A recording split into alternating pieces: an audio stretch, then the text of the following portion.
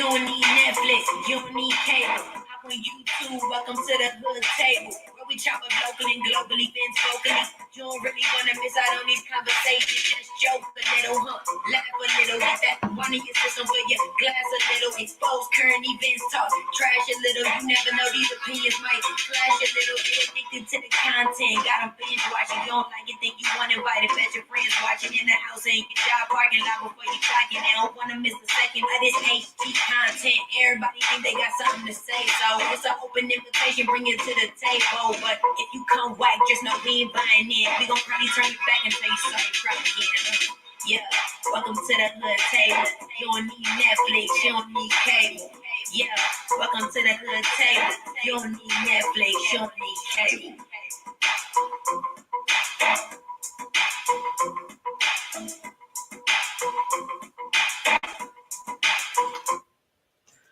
Hey everybody, what's up, what's up, what's up? Welcome back to the hood table one more again. Come on in, make sure you guys like and share the video. Please and thank you very much. And of course, if you're new here, please feel free to subscribe to the hood table to become a part of the hoodies. And to become an official hoodie, all you have to do is hit the join button so you can become a member. Yes, hit them links, share the live out, please and thank you. How is everybody doing? I hope all is well with everybody. Let me grab my little thing over here. Make sure I'm live on Facebook. Let's see. Okay, we live on Facebook and we live on the main channel, the backup channel. Yes. Yes, sir. So how's everybody doing this Friday? I don't know why, but it doesn't seem like Friday to me. I don't know why. Maybe that's because I worked Monday and everybody else was off, and then I did overtime all week. I don't know the day. The days is just kind of running together sometime, but yes, today is Friday. Thank God it's Friday. I am off this weekend. I'm excited about that because this is the second weekend in a row that I've been off. Next weekend, I think I might have to work, but I'm not sure. But hopefully I get everything I need to get done this weekend while I'm off. I need to do some, I know it's not springtime, so I don't really need to do like spring cleaning or whatnot, but when I moved in, when I bought my house in March, you know how you move and sometimes you get everything mainly unpacked. Everything that you need for like your day-to-day life gets unpacked, but you still have boxes around the house with things in them, but you don't know what quite is in them. And sometimes you be looking for things and you be like, I know it's here. It's probably in one of these doggone boxes that I ain't never unpacked. So that's what I want to do this weekend. I want to get a little bit of that done this weekend. Go through some of these boxes. But y'all know how it is. Some people move, whether they move into a house or apartment or whatever, and they have like boxes that they might not totally, go through or unpack for a long time after they moved in. Matter of fact, one of my friends, I think she bought her house like 5 years ago, and she said she still got some boxes in her basement that she brought from her old crib to her new crib that she hasn't even unboxed. So I don't feel too bad, but it's not a lot of boxes, but that's what I plan on. I'm trying to tackle a little bit every weekend, so that way about time spring comes around and it's time for spring cleaning. And the city be having all these dump sites. Like if you want to dump anything that's too big to go in your normal trash cans, then they allow you to do that like so many weekends out during the spring. So that's what I'm going to do this weekend. Go through some of these boxes that I never unpacked when I moved last March. Some of the boxes I know for sure have DVDs in them. I'm a DVD collector. Hell, you know what? I ain't even gonna lie. I still got VHS tapes. I know a lot of y'all old heads like me probably still got a few VHS tapes around the house. But I do have like boxes of them. So those VHS tapes, the DVDs, those of course are going to stay in boxes. I got them nicely wrapped, nice and neat. So if I ever wanted to use them or sell them, or because I got some nice DVD, like some that ain't even been open, and I know people don't really do the DVD thing anymore. But they watch TV on stream or go to the movies, or they got everything now. Roku. What's that other one that I'm thinking about getting after my contract is up with Dish? I think I'm gonna try that YouTube TV. Is that what it called?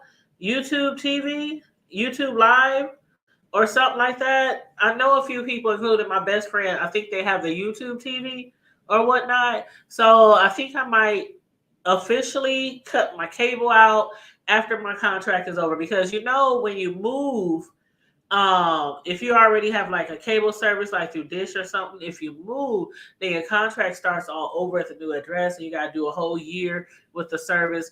But I'm thinking about when that year is up, this Dish, boy, I'm gonna take them all the equipment, I'm gonna mail it back to them, because I think I really want to try this YouTube TV. But the only thing that really keeps me from cutting the cable altogether, and I know some people's like, why you still got cable? Don't know why I got cable anymore. Okay, I still have cable, and this is my reason behind it. So I have the fear of, if I get cable where it's only streamed, like Wi-Fi, then it's going to interfere with my speed on my internet, because I work from home full time and I have to have good internet service. I do have like one of the top speeds. I got like almost a second to the top as far as the fastest internet. It's either the fastest or the second to the fastest. Um, and then we have like where you could have like one.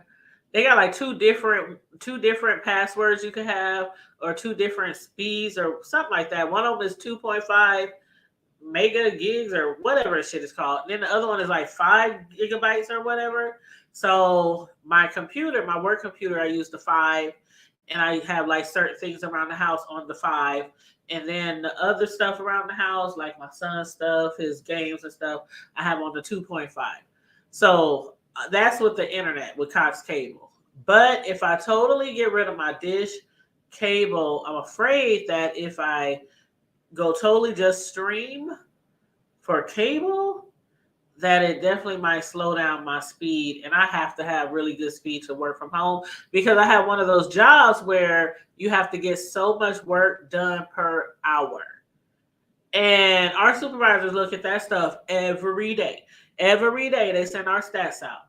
How many claims you did this day? How much you did this day? How accurate you was on your breaks and lunches and stuff. I mean, our stuff is like, oh God, they really strict on how we use our time, because we work from home. Now they didn't used to be like that when it was just a few of us working from home, because when they started us working from home years ago, they was only rolling out a few at a time, and I was one of the first ones because I've been there forever, and so I was one of the first ones to got a chance, the opportunity to start working from home like 6 years ago. So, but when the CBD-19 hit like 3 years ago, of course, everybody was sent home. And then our job determined that, okay, y'all been home all this time, the people who got sent home after the CBD-19 started. So us people who was already working from home, of course, if people who were sent home because of the pandemic had to come back, we would never have to come back, because we were already working from home years before the pandemic. But the people who started working from home during the pandemic, we found out through our job, nobody has to go back to work, not at the actual job site. So that's a good thing for the people who were trying to start working at home, who couldn't before the pandemic. But being that we all work from home now, like everybody in our company is like nationwide. We got like headquarters, and then we have like a whole bunch of smaller locations throughout the United States. And it's like they really strict now, because people work from home like everywhere. So they want to make sure, like, while we're working from home, we are working from home. So before everybody got sent home, They were not that strict. We could take our lunches and breaks whenever we wanted. And that was also because we had certain departments that did certain things. And I never used to have to be on the phones at all unless I just wanted to reach out to a customer for some missing information or, something like that. But I never had to be on the phones at all. But then they started cross training everybody because we're all working from home. And different areas have different weather and different things could happen. So if we're having snowstorms here, they want to make sure the people all across the rest of the world knows how to do what some of us up here know how to do. So anyway, everybody got cross trained, and now we have to be on the phones a couple of hours almost every day. So you know how it is when you have a phone job.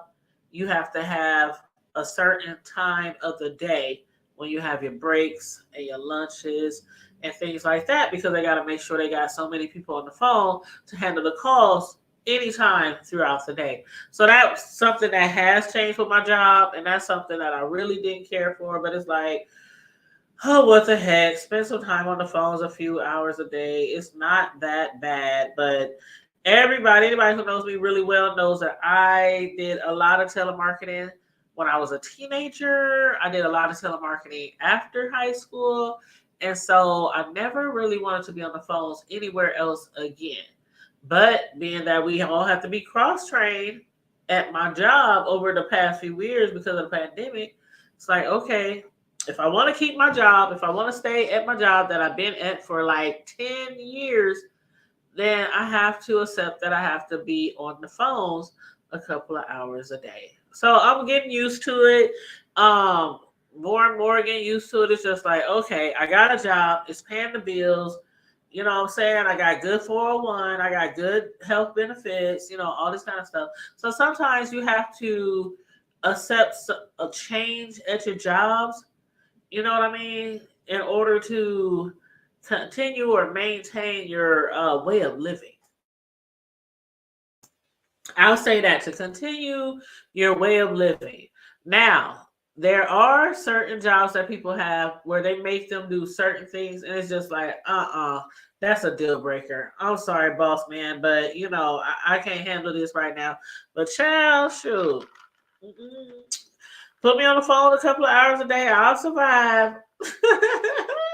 I'll survive. I'll survive. But yes, and then on top of that, I guess because of all the changes, some people haven't stuck around. So what they did was they told everybody who was working like before the halfway part of the year that they would give them like a retention or retaining bonus or whatever you call it at the end of the year, towards the beginning of this year, I should say. So everybody who stayed at my job is going to get like a retention or retaining bonus, something like that is called. And I was like, okay, y'all paying us to stay?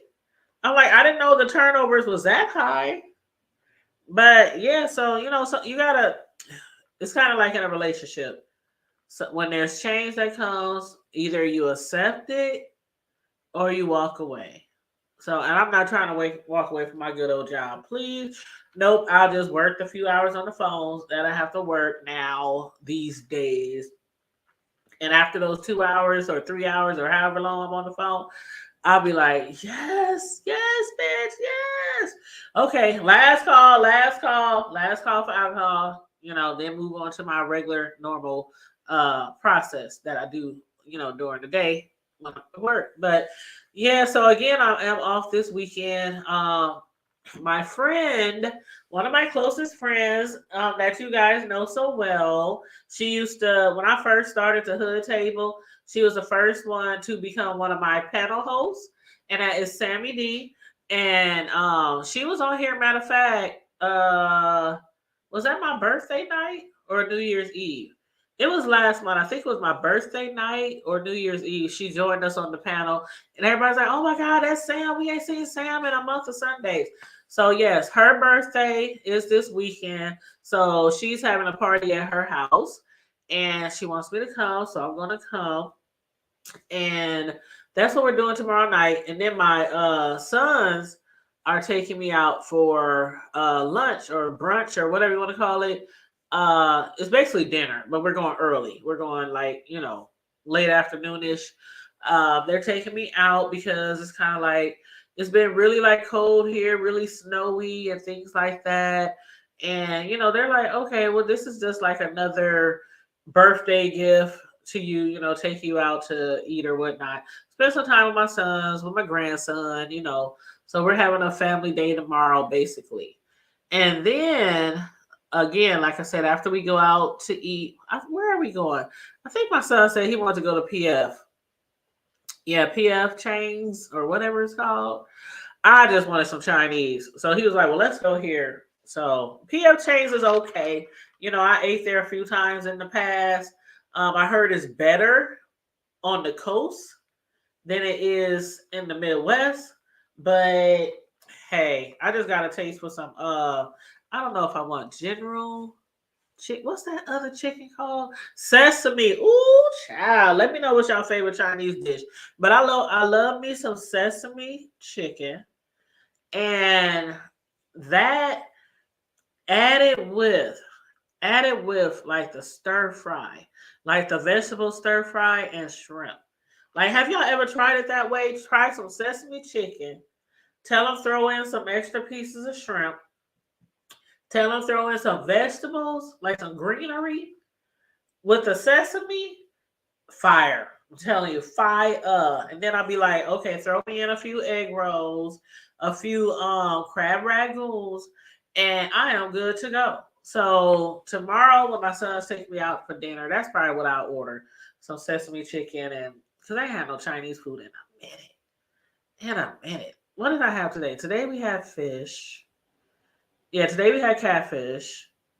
And then I made there's this YouTuber. What's his name? Ray Mac Kitchen and Barbecue Grill or something like that. But I can cook, right? Y'all know my profession is like being a personal custom cake decorator.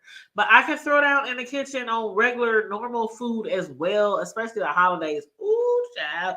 Don't have me make no dressing and some collard greens, okay? But and mac and cheese. Yes. So anyway, I can cook, but you know, there's a lot of people out there who are chefs on YouTube and they like to cook too. And so they be having all these different recipes. So sometimes I'll just be like, I want to try something different or whatnot. And so the other day I tried one of Ray Mac's recipes off of YouTube. And I think it was the Lipton onion chicken and rice casserole, something like that. And I followed the instructions, I followed the video to a T. And when I tell you that shit was slamming. Like my son, he had came home late from work. And I literally had just finished cooking because I had been busy all day. I had class reunion because I'm on the class reunion committee at my school, and our reunion is this fall. So I had reunion meetings, and it was a long day. So I didn't cook dinner till late at night, and it was still hot and fresh. As soon as he got home and he made a plate, he's like, "Oh my God, Mom, what is this? Oh my God, the rice is so good. Oh my God, the chicken. Oh my God, what's this called?" And I told him, I said, that was one of those YouTuber recipes. Child, follow Ray Mac. It's a few people I follow on YouTube when it comes to recipes that I actually like. Like one of them is Gina Young. She's really really good.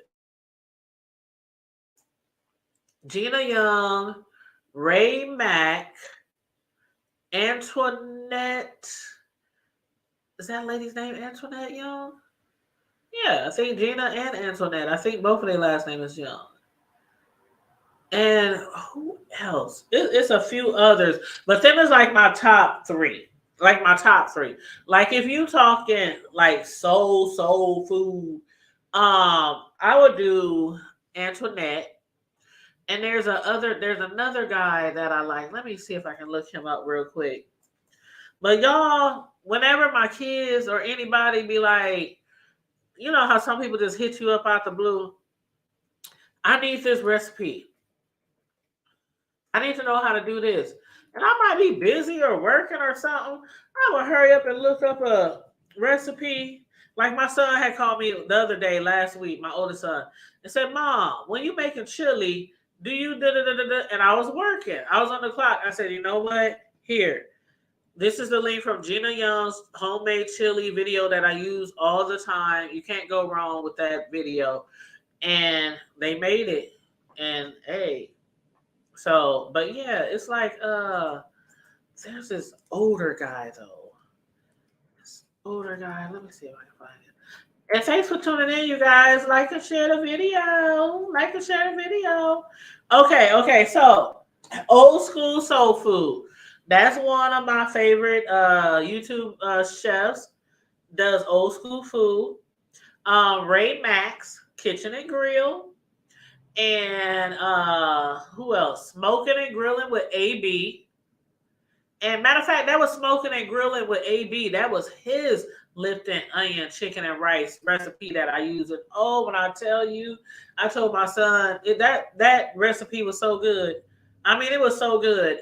He was like, my son was like, "Oh my God, just giving me all kind of praises over the recipe, over the food, and how good it tastes." I said, "You know what? I might make it again Sunday." That's how good it was, and I just made it like 4 or 5 days ago. And I said that shit was so good, I might make it again Sunday. So I don't know. I might make throat. Shoot. Child, that shit was good. But okay, somebody's hitting me up right now. Hold on 1 second, y'all. Let me respond.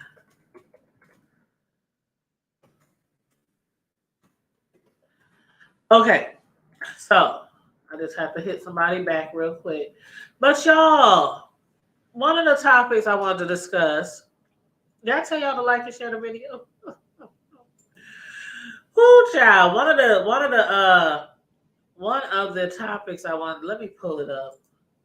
Because I know a lot of y'all been following the young thug story, um, the Rico trial, the YSL Rico trial, which included Young Thug and like 14 other people who was arrested. Hold on, let me pull up this real quick. Okay, now I literally just saw this, and it's dated the 20th, like around this afternoon. But I was working all day. But I literally just saw this YSL rapper Yacht. Is it Yacht Gotti or is it Yak Gotti? Because I don't listen to them people. But you know, nothing against them. You know, they rappers and whatnot. I know they're well known and whatnot. But I think it's Yak or Yacht Gotti. Anyway, regardless how it's pronounced, his mother got arrested after illegally sneaking tobacco and cigarette wrappers or whatever in court. I was like, you gotta be shitting me. Your mama up in the courthouse bringing you some cigarette, well, not cigarettes, because at least I don't think it was cigarettes. I think it was the just the tobacco, just so they can roll their own cigarettes. You know what I mean? And she brought it to court and tried to hand it off. I don't know if she was able to hand it off or if she did hand it off. Hold on, let me read y'all this shit. And y'all probably already read it because again, a lot of y'all is following this trial with Young Thug and them. Young Thugger. Okay, so hold on, let me read this to y'all.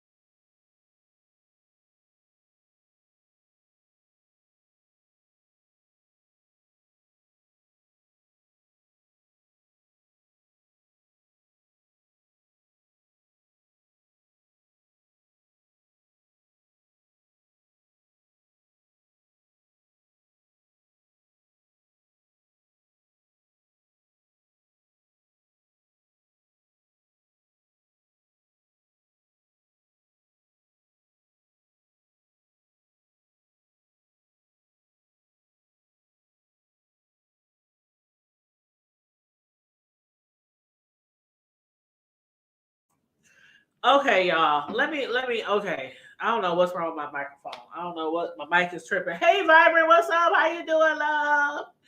Oh yeah, yeah. We gotta talk about Tracy and Rob, but I'm gonna talk about them after I tell y'all this story. But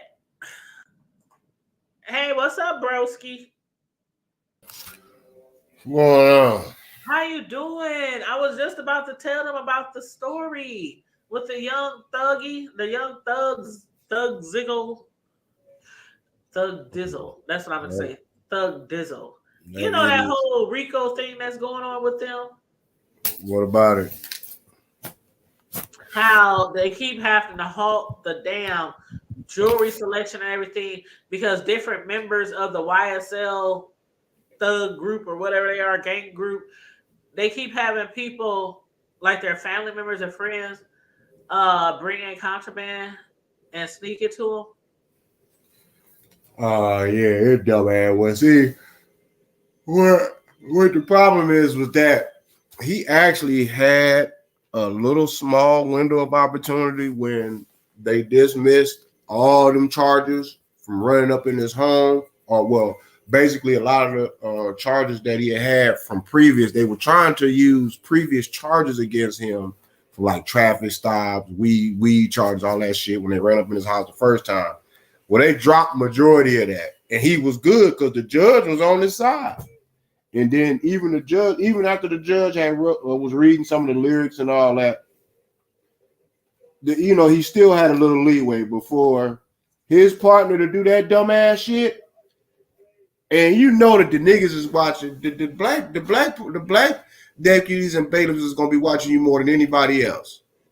And for your dude to do that and to be that dumb to do that and knowing that the world is watching, he screwed himself. Now, as far as people got to understand, there's a difference between state and federal. Now, no doubt, both any level of RICO can end your existence as far as being a free man. The state is one thing. The feds is a whole nother ball game. Feds hit you with a RICO, they hit you with that Jan and Reno. That's what we called it back in the day. See, a lot of folks don't understand that's who started that shit. But if they hit you with that Jan and Reno, oh, you done. It ain't no trials and no. You might y'all dragging it out. You might well go ahead and just give me my 3 house. Just go ahead and give me my number. Go ahead and send me off wherever the hell camp you gonna send me to, because there ain't no need me sitting around dragging this out. I got my family dragging all out. Because with federal, that's a 97% conviction rate. It's just like chemotherapy treatment. Over 90-something% of people don't make it. So I mean, for him to do that, I don't know. I don't really like calling my people slow or retarded or dumb but that dumbass shit they did, and they know that you a pillhead. They know you got issues, and you turn right around. If he was smart enough, he would have played that shit off and be like, man, I could, I'd have dropped and be like, what? Hell no, bro. Like, really? I'd have just played that off and be like, because then they would have been like, you sure you didn't know? No, I didn't know nothing. I didn't know this fucking fool was going to bring me no fucking damn pills. But no, they sit there and got you on camera and saw this shit. Boy walking up to you, shook his hand, and then you literally admit, yeah, he gave me something. Come on, man. Y'all, I don't know what to do with this generation. I mean, I don't know. I can't just blame it and say, well, that's their generation. No, because that's like me blaming my nephews in them generation. Because I do have nephews and nieces that are in. I do actually have one nephew that is actually one nephew that is actually two nephews. Yeah, one is actually he came in at the end. I think he made it in '79.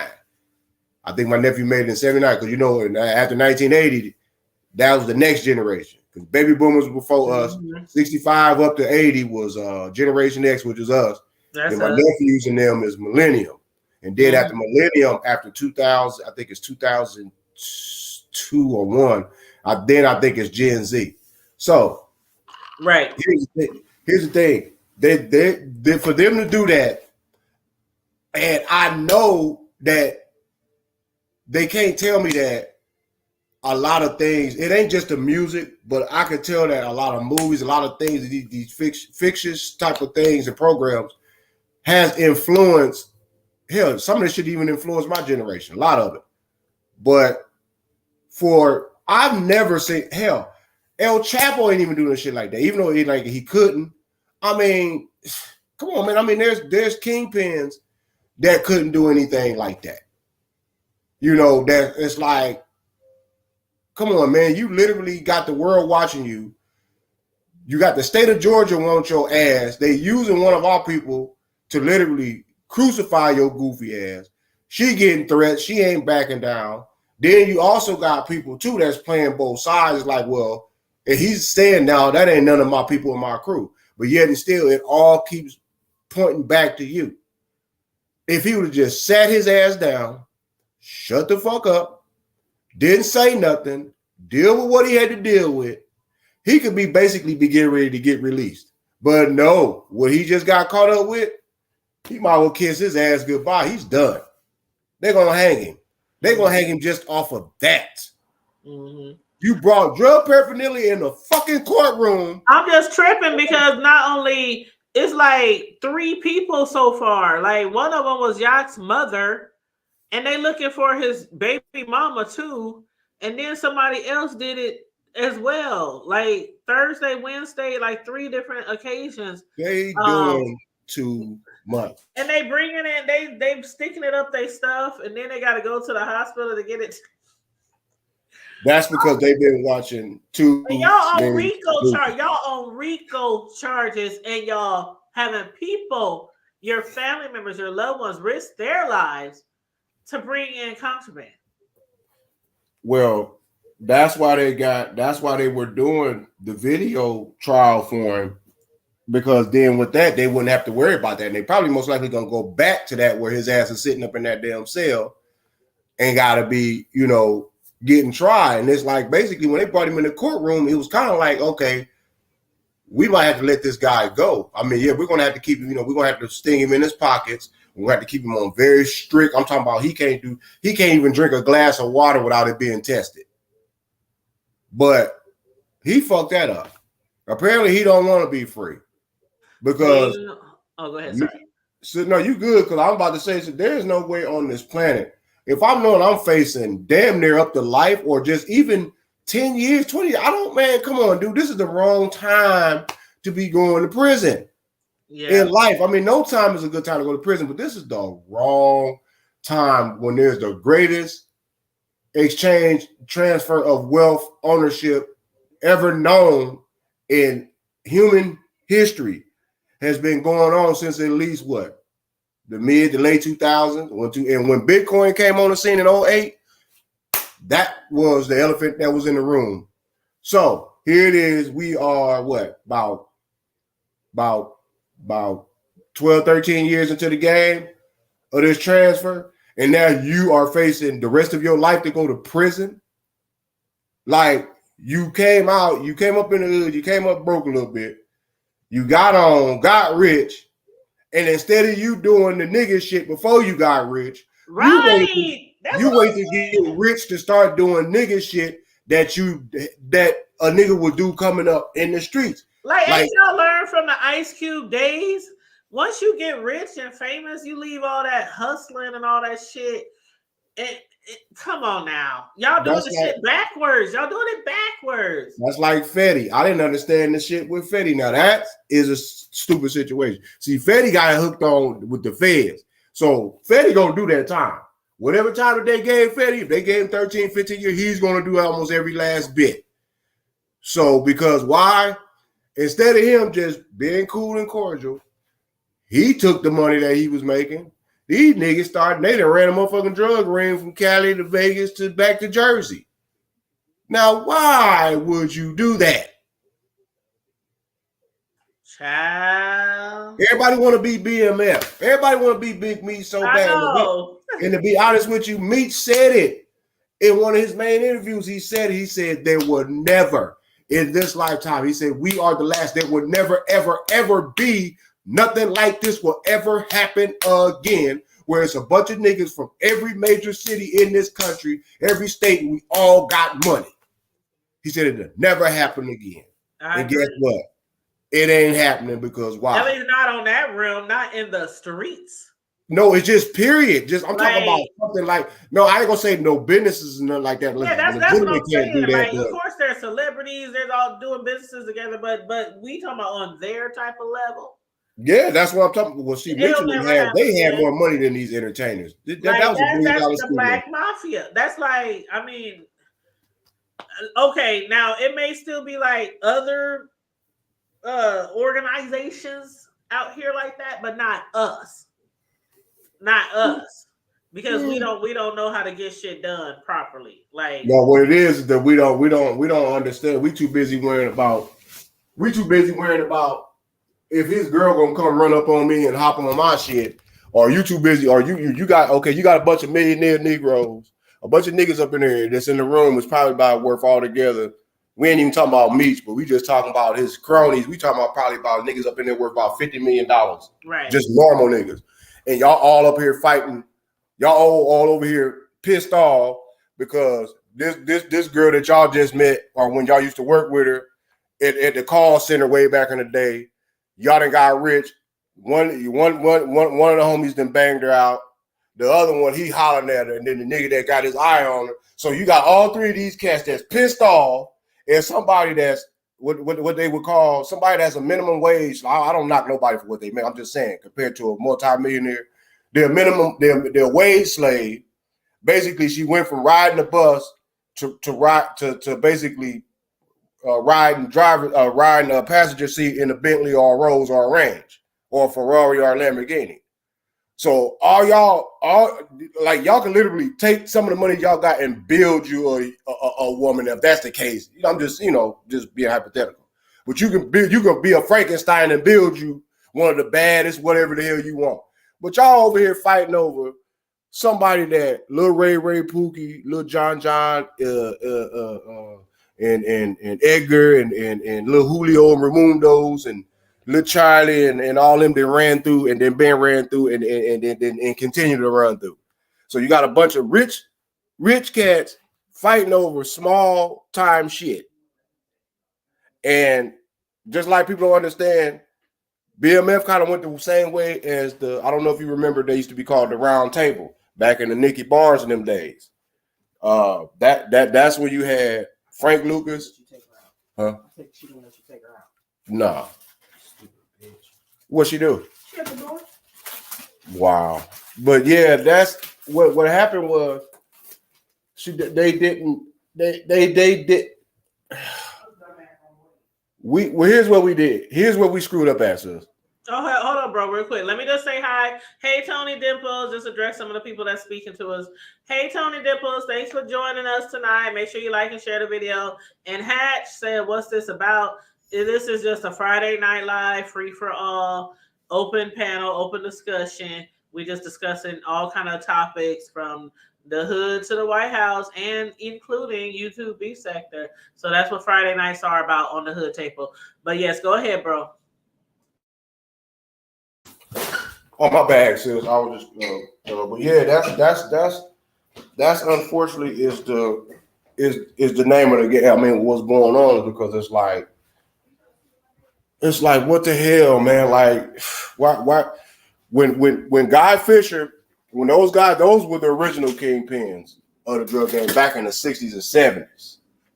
Nicky Barnes, Frank Lucas, Guy Fisher. Don't forget Bumpy. But Bumpy was the predecessor before all of them.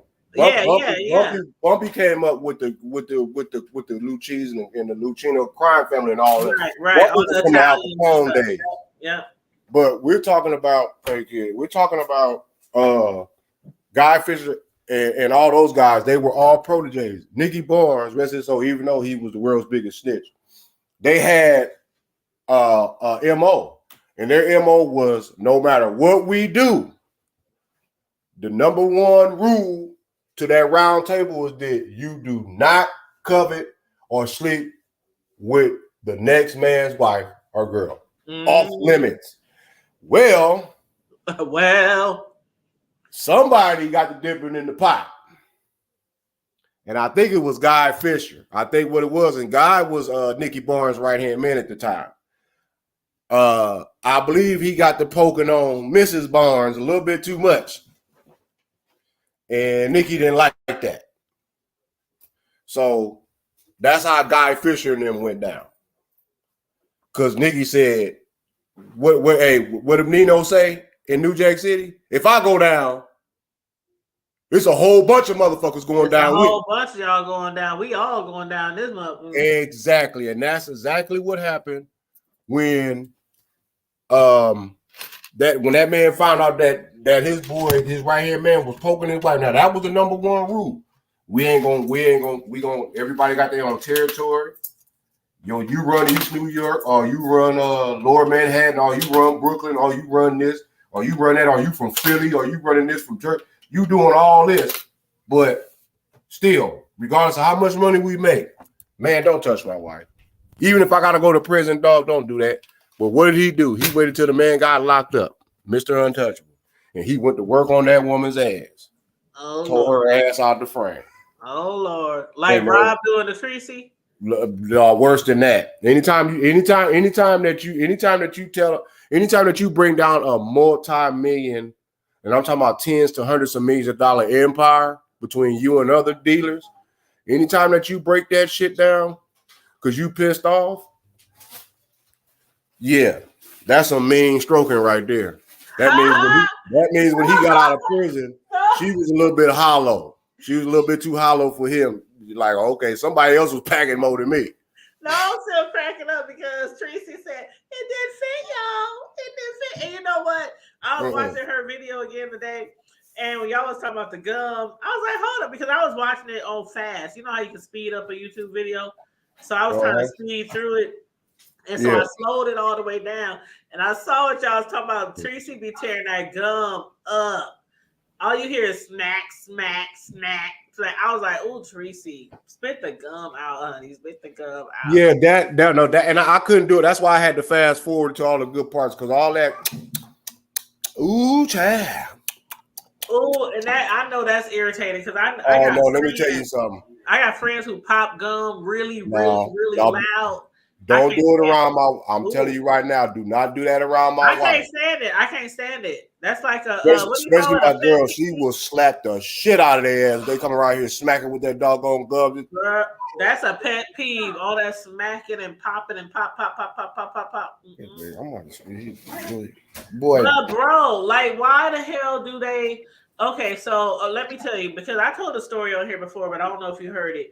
But one time I was dating one of these thugs around here. You know, I like the thugs. But I was dating. This is years ago though, and this was even before I had children. Matter of fact. And I get there, and okay, there was this girl who was dating somebody, right? And you know how it is. Well, and not like you've been in a pen or anything, but you know how sometimes it'd be a dude in jail. He got a girl, then the other dude be like, "Hey man, ask your girl that she got a it was something like that." And it turns out that the guy who was looking for like somebody to talk to, kick it with, whatever, I actually knew his family, like in real life. So my homegirl was like, "Yeah, I got this homeboy," and I was like, "Okay, you know what he all about?" So we talk on the phone. Come time to me to go visit him down at sea. I have so many stories I don't even talk about on here. But that's why I don't date jailbirds. I stopped doing that a long time ago because they be needy. They too needy. But I went down there to visit him. It was like my one and only time. One and only. And when I got there, the girlfriend of the dude, his homeboy, he was like, "Hey, psst, psst, psst. I need you to throw this over there for your man." And I'm like, "Throw what? What the fuck is you talking about?" And then she showed it to me under the thing, and it was not no tobacco. It was more wacky than tobacco. Okay. I'm like, "Is you shitting me?" I'm looking around, the guards, they got cameras everywhere. And that's when, bro, that was back in the day when you could like reach over the glass. You know what I'm saying? Yeah. That was when you could still reach over the glass and you could They cut that out in the mid late 90s, early 2000s. Right. So that tells you how long ago that was, right? I said, bitch, you got me out your mind. I ain't doing that shit. She was like, come on now, I just did it for my man. And I'm like, you did? She said, yeah, you didn't even see me. I'm looking around at the cameras, I'm looking at the guards. They just look like they zoned in on me. I don't know why, but you know how you be paranoid? I'm like, no, I can't do that. And then she got frustrated. She said, fuck it, I'll do it. And so she looked around for a quick second and she threw it over to my dude. And I was like, well, shit, that's your ass if you get caught up in this shit, because I'd be motherfucking goddamn. I'm not going to jail for nobody. And it was like some shit that they could sell off in there and stuff. I was like, I'd be damn. I couldn't wait to get out that motherfucker. I was like, y'all ain't about to use me for bringing in no contrabands and all that kind of shit. Shit, I wish. I'm not nobody's mule. Okay, basically nobody's mule. And that was the last time. And then when he got out, he was still like, hey girl, what's up? Nah, fuck you, nigga. Shit, you trying to get me? And nope, I ain't going to jail for nobody. So for this nigga, Yak is how you say his name, bro? Is it Yak Gotti or Yak? Who? The dude who's on trial with Young Thug. Oh Yak whatever or what? That's because they all took plea deals. But see, I don't understand. Like, okay, your mama, would you ever? Now we from the church and we also from the streets. But regardless how much time we spent in the streets or how much time we spent on the pew, would you ever ask your mama? I know you wouldn't. I would never ask my mama to bring some contrabands. Your mama, his mama, they said his mama is like 52. And now she's down there locked up. Well, that's how it go. Like, are you kidding me? I don't love you that much, son. Ain't that much love and it ain't that much period. Here's the thing. Because they know that it's like this. Jail is just like the streets, but only it's restricted. You got rules, you got regulations, you got laws, you got all that. It's just you got patrols, you got snitches, you got tattletales, you got prostitutes, you got gang members, you got businessmen, you got all kind of motherfuckers.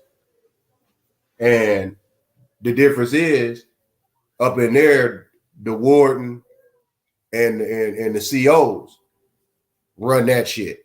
Even though they know the inmates can take over it, if the inmates really, they already know they outnumber 10-1. Right. But it's a hierarchy, and basically, those that are doing hard time is really the ones that are pretty much connected with the warden and the head sheriff or the head, the head deputy, because they know the rules. Like, okay, they can keep everything in order and in line. But then you also got those that are knuckleheads that there ain't no reforming. And sometimes they'll use them just to handle something. Like, for instance, say somebody come up in there that was a habitual child sex molester or something. They gonna let Big Bubba and Big Ray out. Normally them Negroes is on 23-hour lockdown. They just that savage. Like, you can't, like, they got to eat by themselves. Like when they go out for wreck, they got to go out in the wreck yard by themselves because they can't be around nobody because most likely they're going to attack them. So the only time you see them big motherfuckers out is when it's by, you already know, like, oh, okay. Or you see Big Ray and them come around the corner and be like, man, I ain't seen him about 8 months, man. Where the hell he been, man? They had him in the hole. What the fuck is he doing out here? You see that cat over here that just came up in here, man, that cat that over there in that PC? Oh, they didn't let Big Ray and him over there in the PC? Yeah, man. Oh, man, he about to tear their ass out the frame. And guess what? Before you know it, you done heard about the habitual child sex molester. He ain't molesting nobody no more because he got not one, but he got 2 assholes. And then his mouth done been stretched out. I was watching, child. I was watching, I had mentioned Bumpy earlier, but I have been watching Harlem. You talking about Godfather Harlem? Yes, and that dude, Big. Oh, you talking about Big Dick Buster? Yeah, you talking about Big Buster. bro. No, hold up. Okay. Episode 1. When they bought that black dude in there, and they, of course, they can't show it, but you can hear it. Yeah, that's Big Why I Buster. feel like his guts was being ripped apart. Yeah, that was Big Buster. Oh, for real, sus.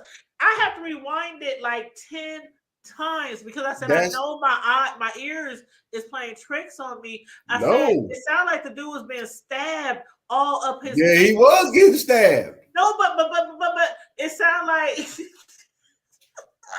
was getting stabbed. He was. It's man. Okay. Remember the guy who had sex with the horse? Right. And the horse penetrated his basically his stomach got burst open. Yep. That's what it sounds like.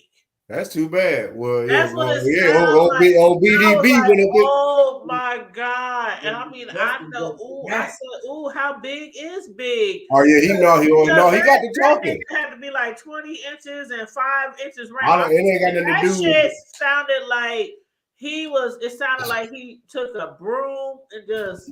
No, he didn't take no broom. You see, they got the information out of him that they want to do. And they probably still killed his ass. But I was I'm pretty sure. Yeah, he split his ass off. But he got fucked real good. As the OG homie. The other dude, remember in episode 3 when the daughter got, that's what they call Buster for. Big Buster boy. Buster like anytime you see a big black that dude is humongous. 6'6", 6'7" nigga, bald head with some pretty hair. 70 pounds. Oh. With some big pretty hazel eyes, and he's smirking at you, and he ain't looking at the woman. Yeah, it's a wrap. And I guess it don't even have to be about the size because when you talking about 270 pounds of muscle, ramming up. Yeah, he like men's. As what the OG said, and remember the one old prison story they used to have an OG from Alabama. Used to have the glasses. Yeah. He like booty. Yep. Come on, he said he like booty. He said he said if he wants some booty, he said he was gonna get that booty. Man, he said, you know what? He said it's like this. He said if I walk up to you and say I like you, I like you. He said, I really like you. Yeah, I really like you. He said, but you gonna give me that booty. He said, when I want some booty. I like it, but I like it. Yeah, he said, I'm gonna give me some booty. And I'm like, man, this nigga is wild. Man, they had let him out and he had end up doing some other shit. I think he back up in there. But see, the thing about it is the mafia, like these little old raggedy thugs out here, they think they thugs, they think they doing shit. Like y'all ain't got shit on the mafia. Like they would cut your arms off, cut your hands off, cut your toes off one by one, cut your ear off one by one, and cut your eyeball out one, and you still be alive. And you then they coming for your kids. Then they coming for your dog and your grandma. Like these fools nowadays be thinking they be doing shit. Y'all ain't doing shit. Certain mafias do certain. Even back then, everybody's mafia had a different way of doing it. Like for instance. Oh yeah, I know they had different ways. The Italians, they were known for the, cutting your throat, or drive-bys and shit like that. But then you got certain other, like the Jamaican posse, all that, they put the hoochie on you, throw the bones on you. You know what I'm saying? Then you got the Algerians, them Ukrainians, they own salvage yards. So, they like to be, they'll put you in one of them car crushing machines and shit like that. Yeah, different gangs and different mafias back then, they had their different ways of punishment. But these people now, they just go around, they just shooting up, I don't know. It's just weak sauce. It's just weak sauce to me. And it's like, when we was growing up and stuff, everybody wanted to be in the gang. Hell, I was associated and affiliated with them as well. But it's like, I realized like we say to people now, still, you don't own this block. Most of them people out here in the streets talking about they in the gangs and they trying to run a block. They don't even own the damn shoes. They can barely own the shoes they got on their feet. And then they talking about they own a whole, this they block, they running they block. Like, there's people over here with mortgages, old people who've been here for years, and y'all talking about y'all block shit. But as far as this young not He's a clown. young thug, but He's Yak a clown. Gotti. I didn't think I knew that he fucked up. I knew his head was all the way. Now, mind you, here's a man that just got out of prison of doing over 2+ decades for some bullshit. Wallow went in when he was like, I think, mid to like maybe 16 to 18. And he got out when he was about maybe 38. Now, Wallow and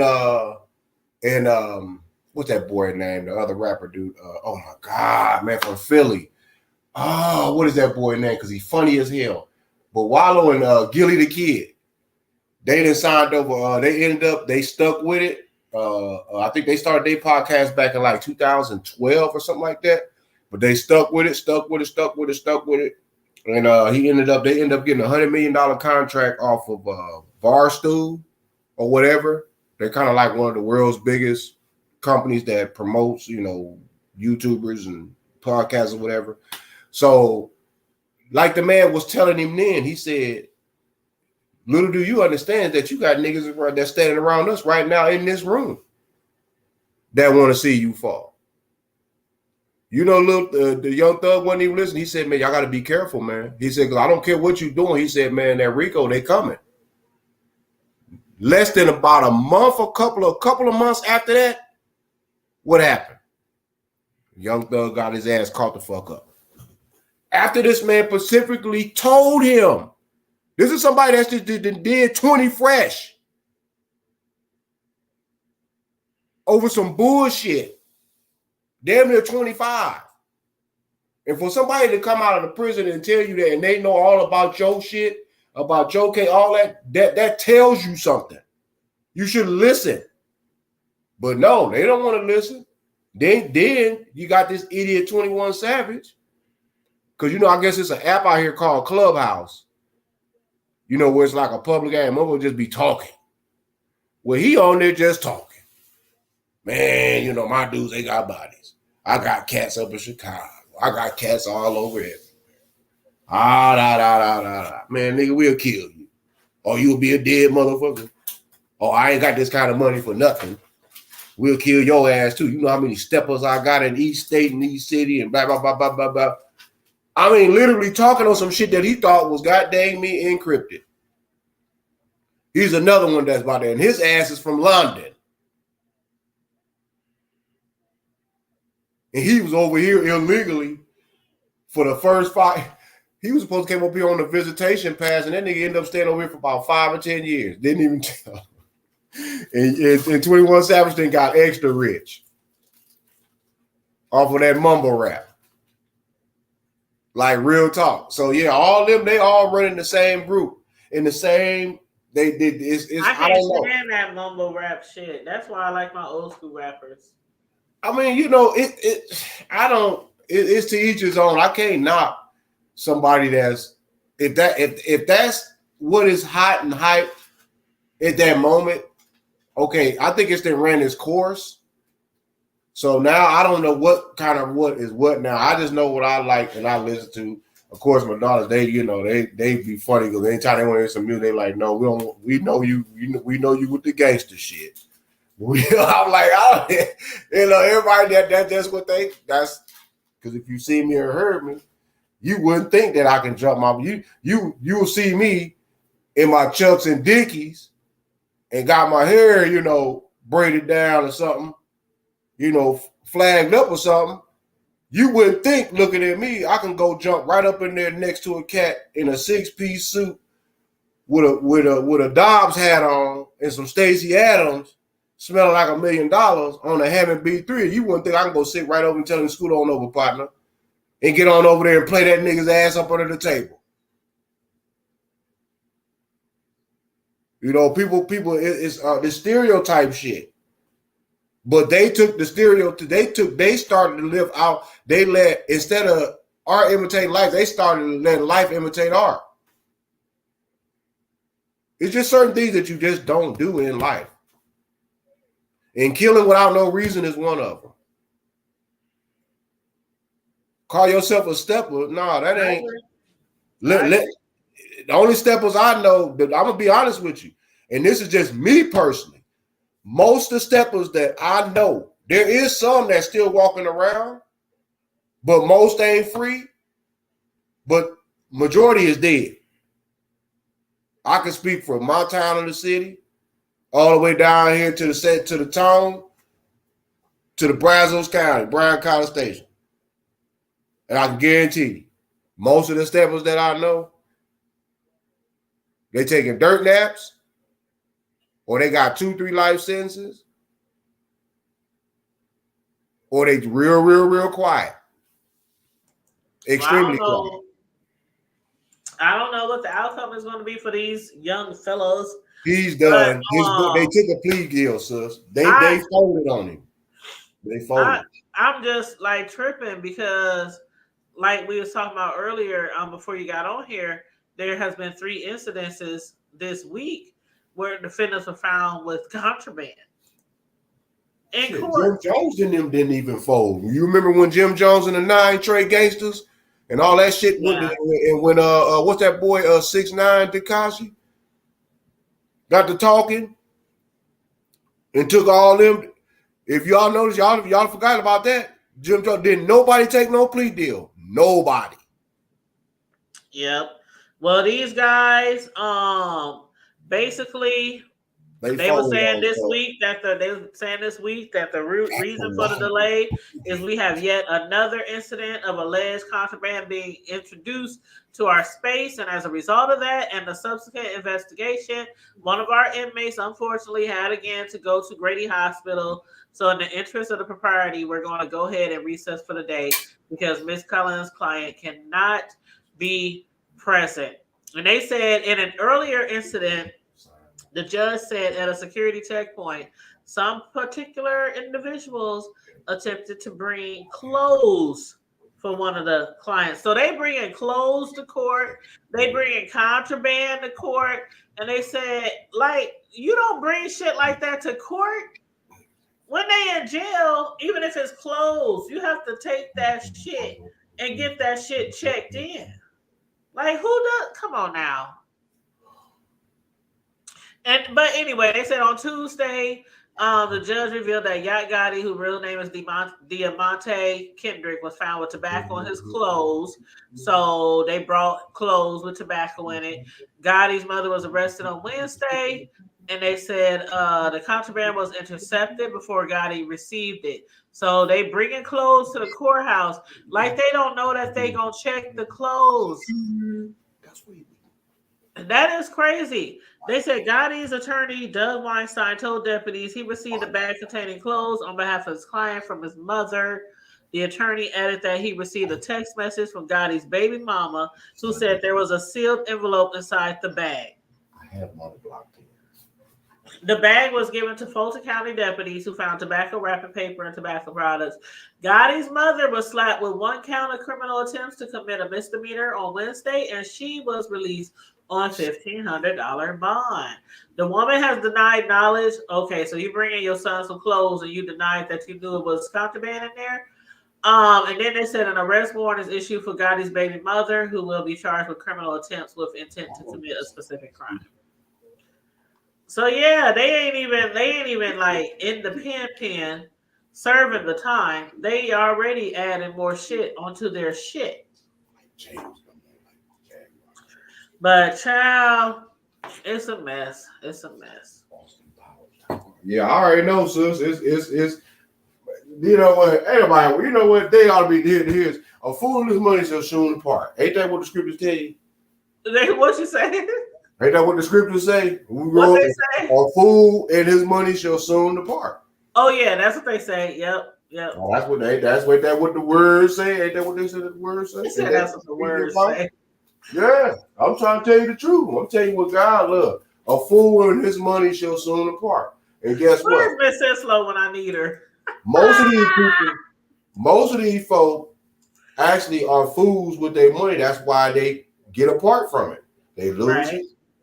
I mean, I don't hate, like I said, I can care less. I mean, if the sun gonna shine on everybody, everybody's gonna get their shine on your level. I've also learned is that, you don't be envious. You don't be jealous of your oppressors. You don't be envious of them. Don't worry about them. They're going to die off. You just keep doing what you got to do and stay focused. You're going to get your chance, but you got to understand signs. You got to understand that this is not nothing easy. This is not nothing to maintain. Everybody can be rich, but what are you going to do to maintain to stay rich? That's where we lose at. I bet you, I can guarantee you, and this is no lie, sis, and I'm not no psychic. I don't believe in all that shit, but I just from proven facts and studies, man, you can give most. I can't speak for every other nationality. I'm just talking about my people. But you can take every last single household of the 14% of our people that's what they claim is over in this country, and make them worth giving them $1 million, just literally make them instant millionaires, $1,000,001. Because after they spend that $1, they're no longer millionaires. But I can guarantee you, if they're not, I ain't gonna say all, but most. And when I say most, I'm talking about at least probably about 90+% of us most likely will funnel that money right back to where it came from.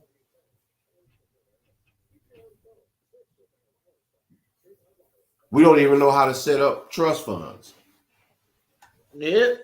But now we got the nerves because some of us then found out how to do it. Some of us thinking, because you make a little $20, $25 an hour. I ain't calling it little, I'm just saying, but you make it because you thinking you make it $20, $25 an hour. All of a sudden, you were struggling with your note and your bills, but now all of a sudden you done read a little bit and got a little inside knowledge on how to start a trust account. Now all of a sudden, you a financial guru. That don't make no sense, do it? I sure ain't no financial guru. Shoot, I have a pretty nice job, but shit, I ain't like shit. Because we all need to learn payday to payday. Financial literacy. I believe that every black family or so-called black family it should be a mandate in our community that we should have some level of financial literacy / education. Right. And I mean, reason why when I say financial, because all that comes into play. All of it. I think if they did that, but see, bro, I think if they did that early on in school like they used to, that maybe we might be better off. I mean, back in the day, it was way more entrepreneurs in the black community than it is now. Like, it was way more. Like, that's why I want to get that book and support that sister from our community. Miss Allen. Yeah, they said the guys First Sky Omaha, who they supposed to jump on our channel because I'm supposed to interview them and talk to them, and I'm supposed to jump on their YouTube channel, but they're from Omaha too.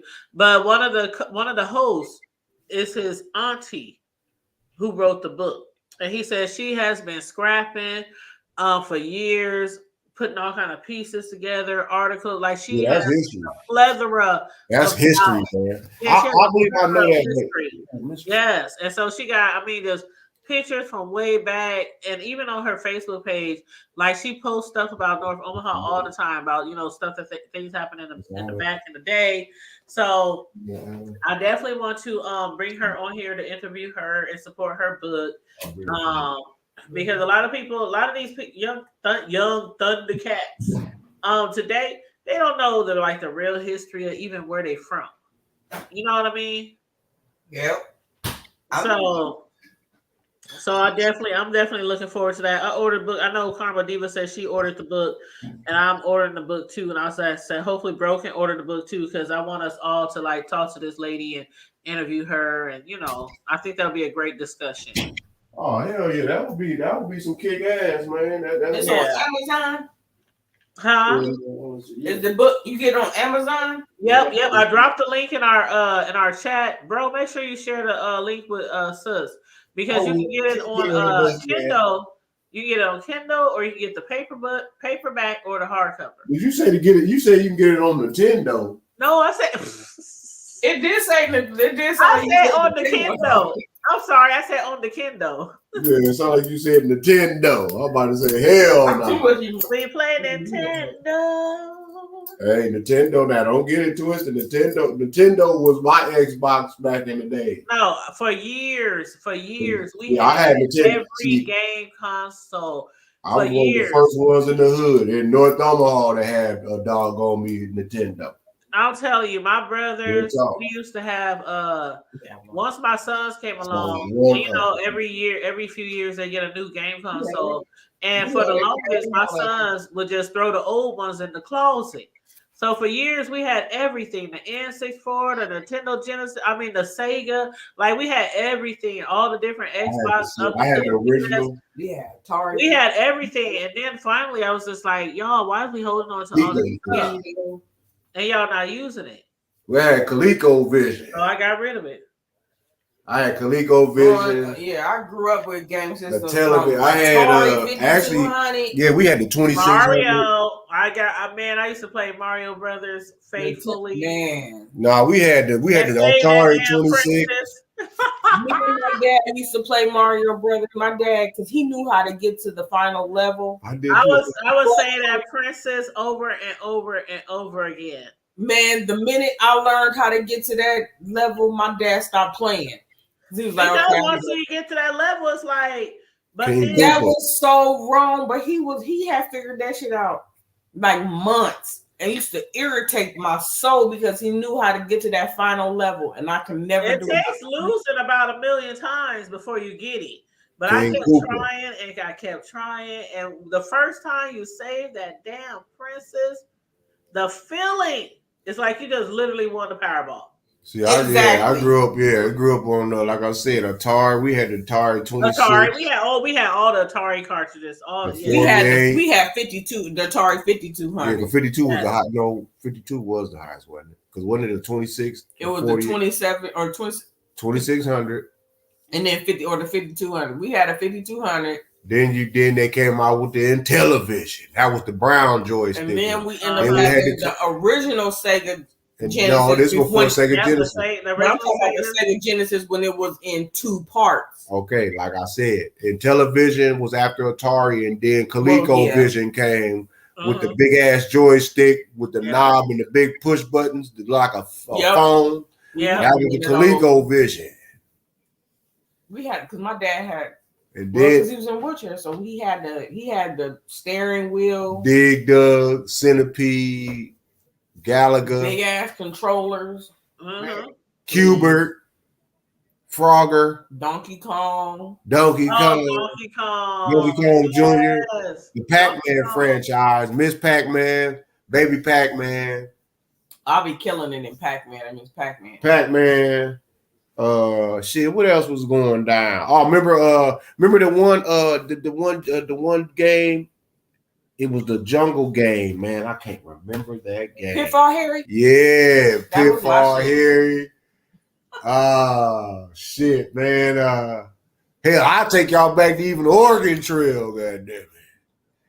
Yeah, Oregon Trail was on the original Macintosh with the big ass we had that exclusive. The big ass floppy disk looked like a doggone little tablet.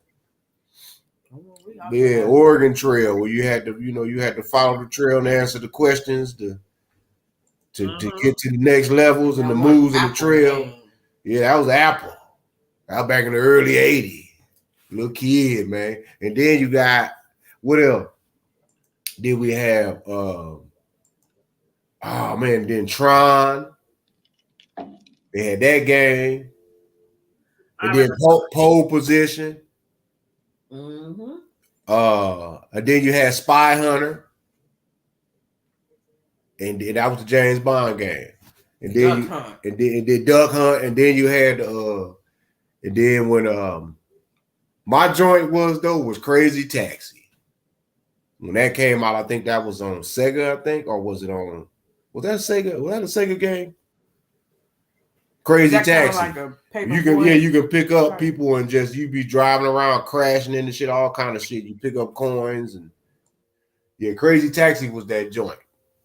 That was one of the baddest doggone games I ever. And I don't know, it's just you as you get older, you be like, damn. Nowadays, these kids, they got Fortnite. They got games where they got the controllers where these idiots actually they hook themselves up like an IV. And every time they get hit, this shit draws blood from them. No, we ain't doing all They that. got all kind of games out right now, man. Like I'm talking about real serious shit. I think that Oculus. Like these kids, like I'm talking they got it even with the Oculus type. I mean, they got games where like literally it's it's literally where they be in tournaments where they hook themselves up like an IV. And just like if they are actually in that game and in the battle, yeah, that damn machine be pumping. It's like a play. Yeah, I'm like, what kind of shit is this? You know, that's just the way everything is going. And now I think it's Boston Research Robotics. They showed a video I just caught on my Instagram earlier. They just released about a handful of hours ago, where dude was making like he had forgot his tools, and he was up on this scaffold, and he was like he was hammering and put up his head like, oh man, I forgot my tools. He pulled out his phone, went to an app. The doggone robot got up, went over there, got the doggone me, went over there and took a ladder, put it up against the thing, flipped this other little box, went back, got the tool bag, jumped on top of the damn thing, went, maneuvered himself up to the second level where he was at, and threw the bag at him, and then turned around and left and went the opposite way, pushed over this box. And then when the box went on the ground, it jumped on the box, and then it went back down on the ground and went back to bed. Like it wasn't shit. Man, folks ain't paying attention. That is the way things are going. They're trying to get everybody to go to electric. It's going to be a long time before they get rid of gas fossil. But to me, electric is more controllable and limited until somebody come out with one of them lithium batteries that, instead of the 300, 400, 500 miles, I can go 1,000 miles before I even have to go for a charge. Or I ain't even got to worry about filling up. I can fill up maybe, I can get something go about 1,000 miles on one charge. Yeah. So if I need to get from Dallas to Omaha, I ain't got to stop nowhere to fuel up nothing. I can just literally get in my vehicle and just drive. Right. And literally get there.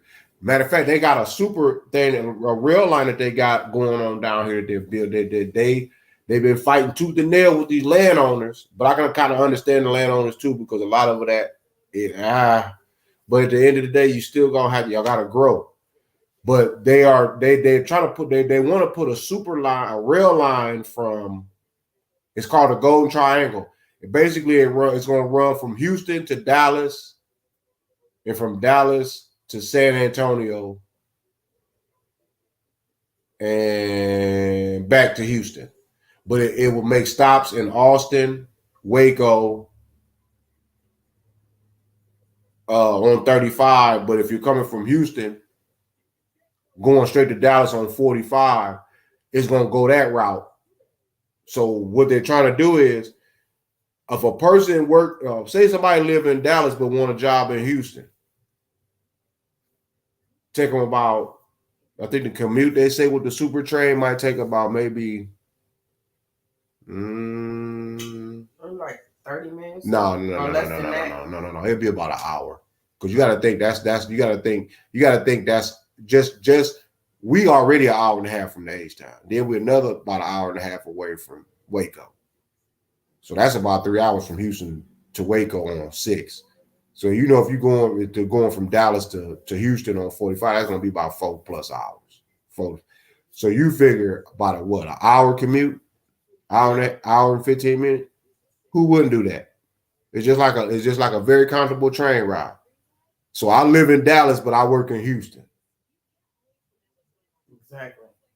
So that means that within 20 minutes, I'm basically pulling up. No, actually, it's gonna be less than an hour because if I'm on a super speed rail line that's doing what about 200-300 plus miles an hour, well, come on, that's a bullet train. Yeah. I'm cutting down a commute that's going to take about 45 minutes to an hour because I'm going straight up. The only stop that I'm stopping in is basically going to be from between Dallas and between to get to Houston to Dallas. The only stop is going to be is Waco. But if I'm on 35 coming from San Antonio, the only stop is going to be outside of Austin, and that's it. And either Waco and then I'm in Dallas. Okay. So it'll be from San Antonio to Dallas will probably take about 30, 45 minutes. Right. About 45 But minutes. straight from Houston to Dallas on the east side of 35, it'll take about 45 minutes to an hour. You got to think of how fast you got to go to cut down a 4-hour plus trip. Yeah. You talking about 250 plus. You on a speed train. You on a light rail. They can do it. It is gonna get done. And that's what people gotta understand about where technology is leading to. It ain't like back then. We are getting out of the industrial age. See, we are what you call at the end of the industrial age product. Our age won't survive long in the 21st century. If you're not paying attention, we already 23 fucking years in the 21st century already.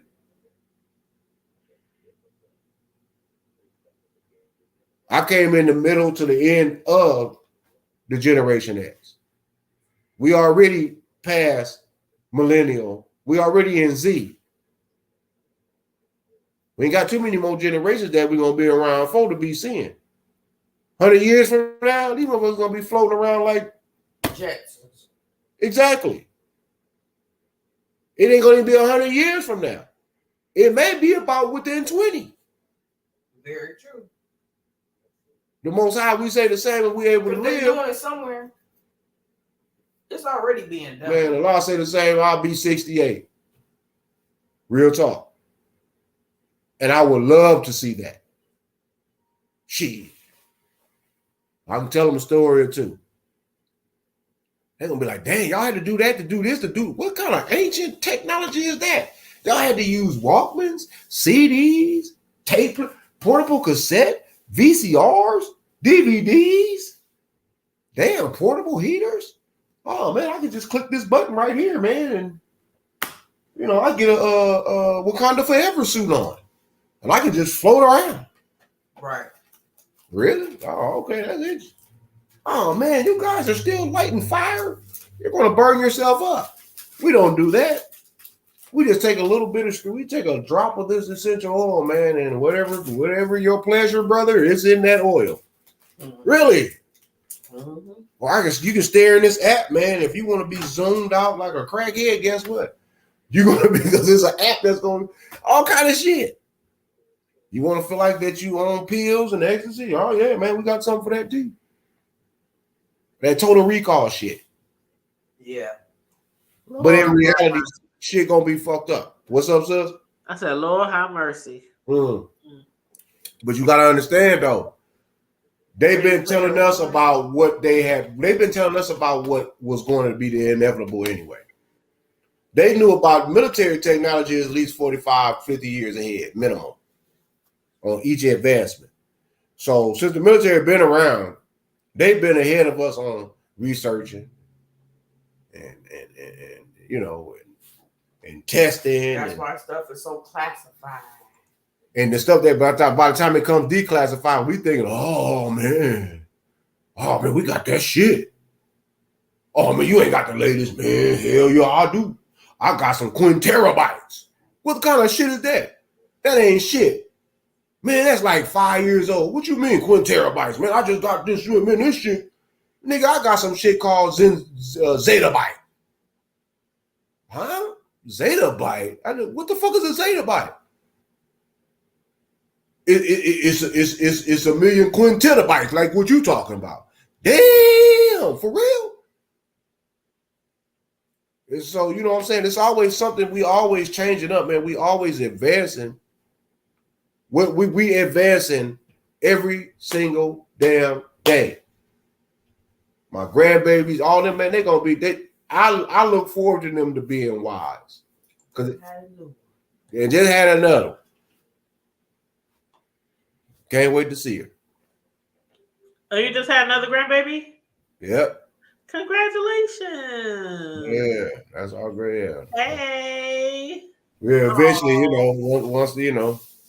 once little mama says okay, at least put a picture, then Yeah, I already know how be that is. respectful. Shoot, I couldn't put up a pic of my grandbaby for like, I think a week and a half, 2 weeks, something like Yeah, that. it's just Be a minute. it'd be out of respect. Yeah. I mean, I'm not, I could, I'm a grandpa still though. It's not even So about. you know me, I'm a social media butterfly, so I'm like, can I do it today? Can I do it today? Can I do it today? And when they finally told me, I said, yeah. No, she'll be good. I mean, it's nothing. The thing is that as long as that, I just know that I know this. I know my grandkids ain't gonna work. That's what they're gonna be saying. Work. Well, yeah, we work. Yeah, we know how to work. Hell yeah, we know how to work. Papa and them, they taught us how to fish, hunt, clean, kick ass, fix some shit, build some shit, pay some shit, all that. But work, I ain't gotta do nothing not for no living. Our parents, our papa and grandma made sure we was good. Like we straight. Like they ain't got to get it out of the mud. They gonna get it out of the inheritance. Cause y'all gotta understand, a trust lasts for up to 300 years. Each one. So you do the math. If you want a 1,000-year legacy for your family, start a handful of trusts and watch what happens.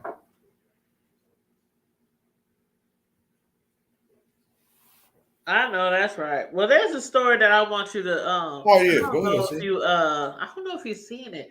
Do you get to see a lot of news from down there from up here, or do you just hear about it through the Well, waves? no, I keep up because I get feed on certain levels. I don't, I try to, because I didn't, that's my home, man, birthplace. So I my stomach, my foot, let's just say my DNA has been exposed in that whole south and north side of that city. I don't care what hood you from. They know me and they know what it is.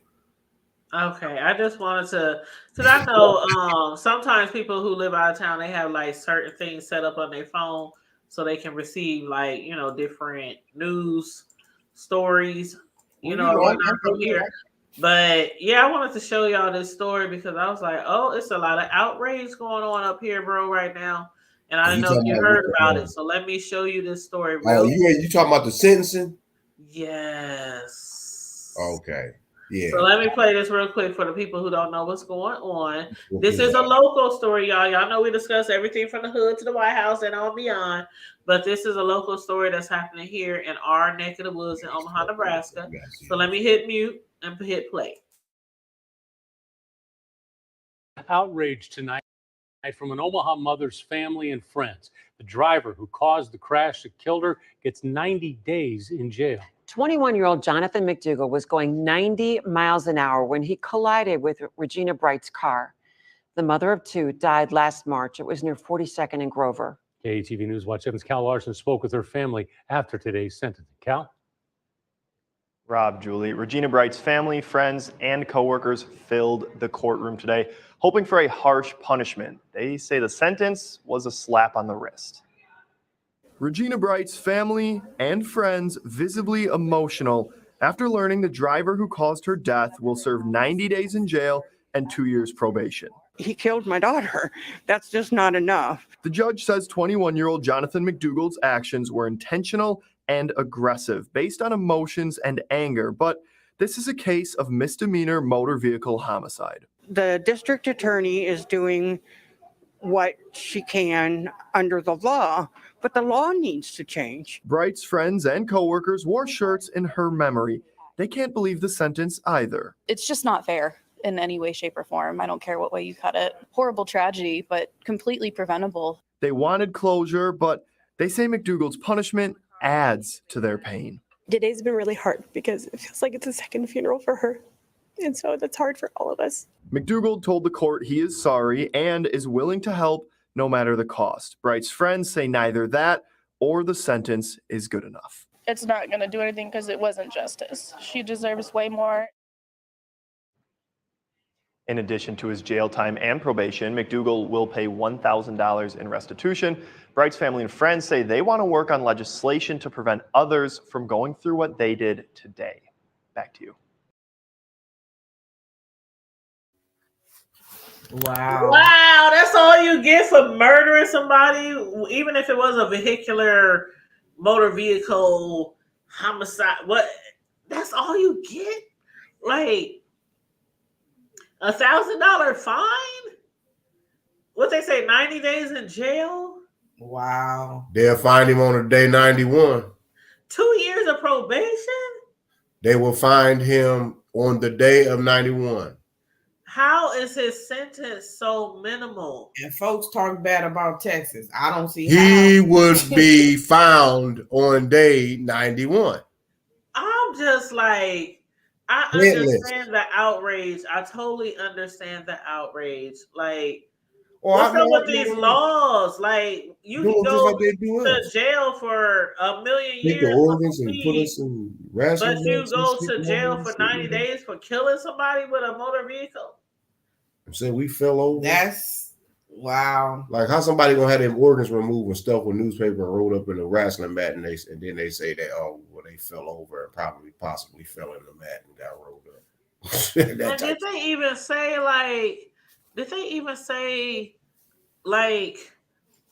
was he drunk? Was he? Says the point is whether he was drunk, sober, tall, shoulders, ugly, stupid.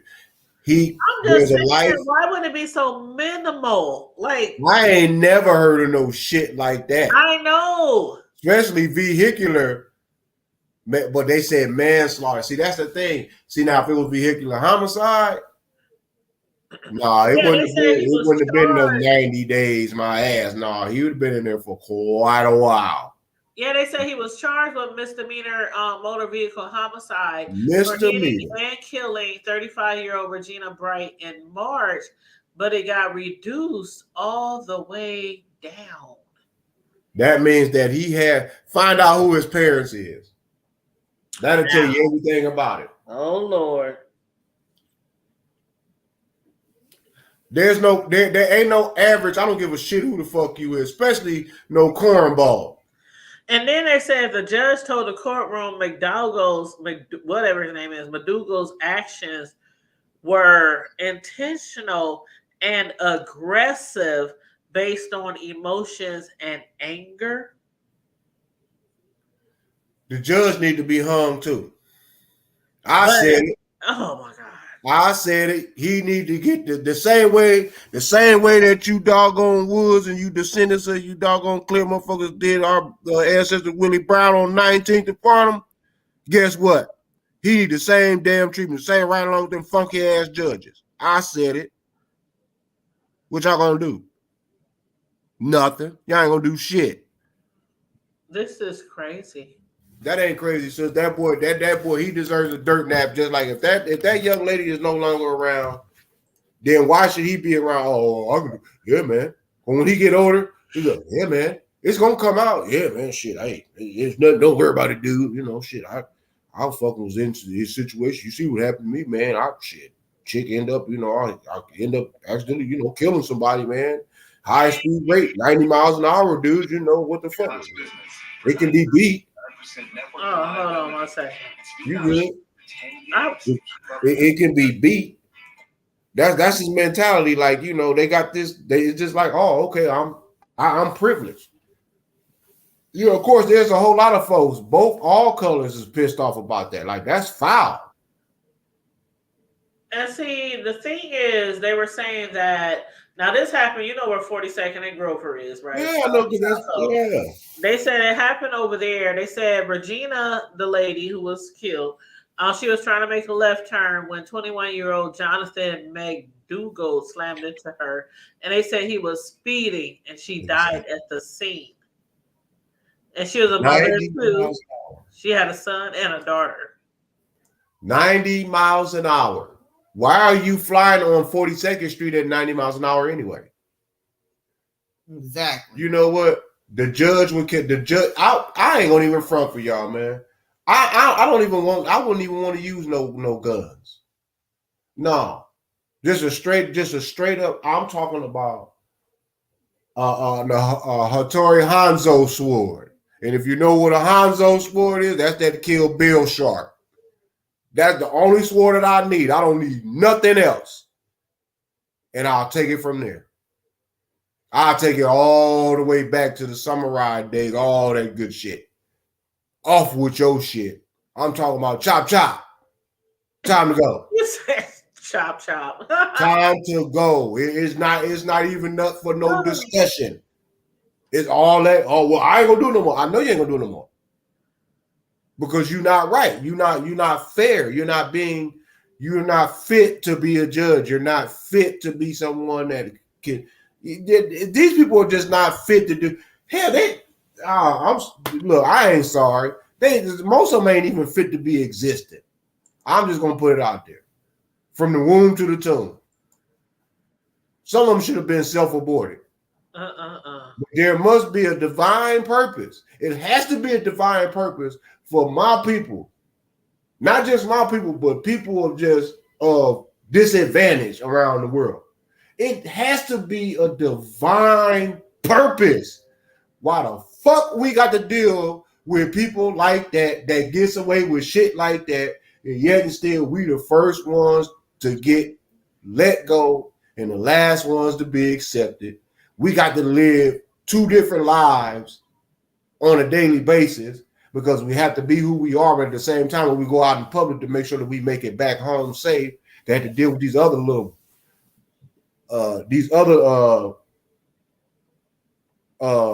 blue line butt badge buddies who love to have orgies and shit on public taxpayers the dollar signs with their badges on with a heifer who got a forehead like Morty.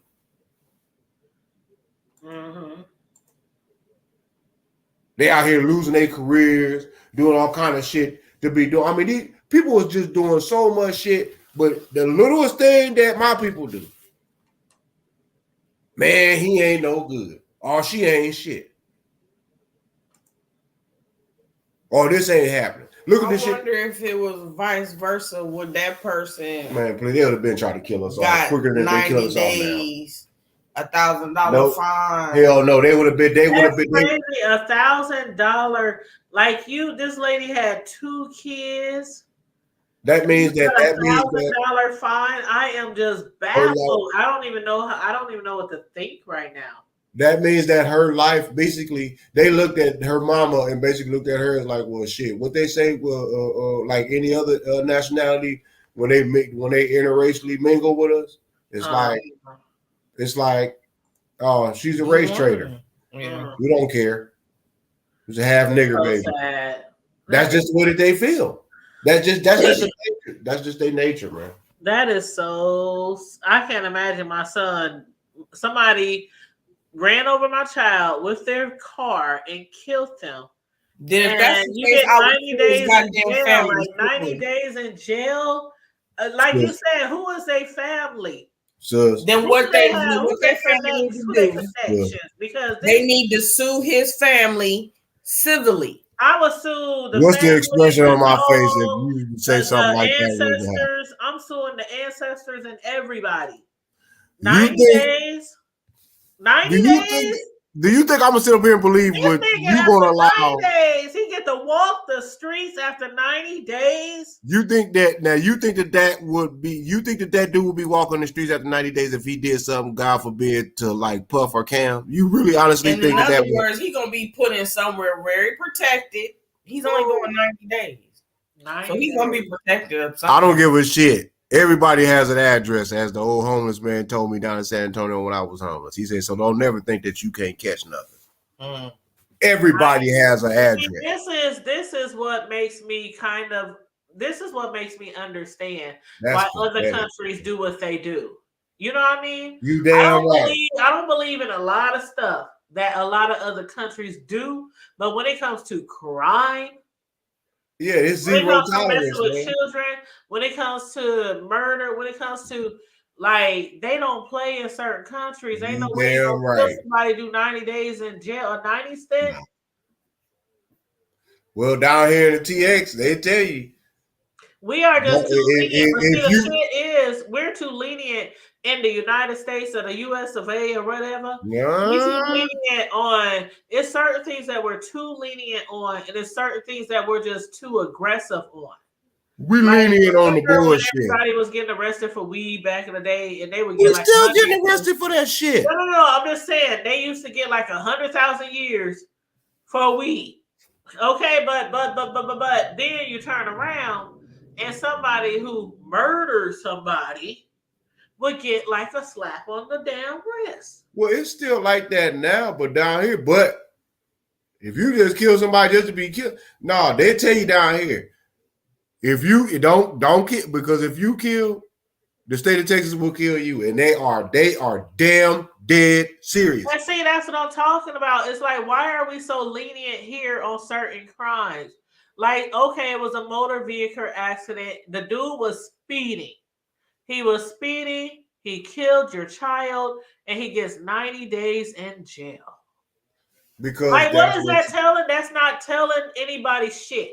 Like, okay, I can go out here, I can speed, I can kill somebody and their kids and their mama and everybody else, and I can be back at home in 90 days. Like, with $1,000 fine. With $1,000 fine. Who can't raise $1,000 fine? I got that in my ashtray box at the house. That's my weed money. Even the brokest motherfuckers can get their homies to sell some food stamps to get up to $1,000 fine.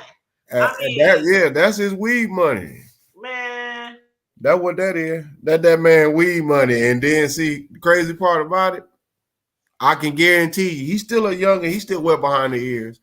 He done been locked up. I guarantee you, he gonna fuck around, and he look like he one of them ones that'll write a memoir or a book about it and even get money off of it just to antagonize the whole situation. That's why I say day 91, that's when y'all will find him. He'll be dissected. I don't know what part y'all would find, but nevertheless, you're gonna find a part. I said it, and I'm damn dead serious, because there's no damn way in the world that you look, man. There is no way. If I went outside with this, right? I ain't advertise no labels, but if I went outside with this and just stood outside, I could possibly get arrested for having an open container, and it's closed. Ain't even shit in it. But then again, if I feel the need to get in the car and go down 90 miles an hour down the street and tear somebody's ass up, right? And the judge and them say, well, shit, he was a little frustrated. He was pissed off. $1,000. Hey, Mr. Carter, you're gonna have to do about 3 months there, buddy.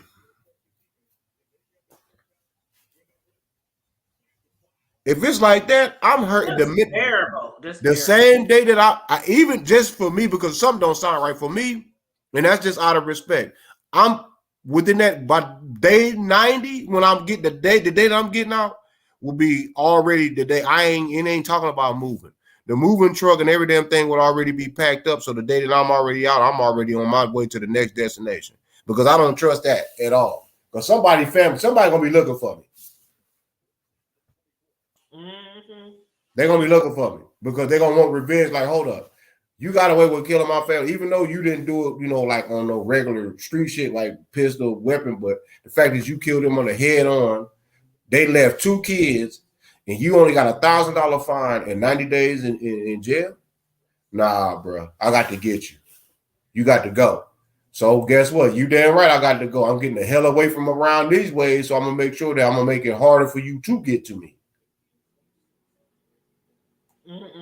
But why would I want to live like that the rest of my life?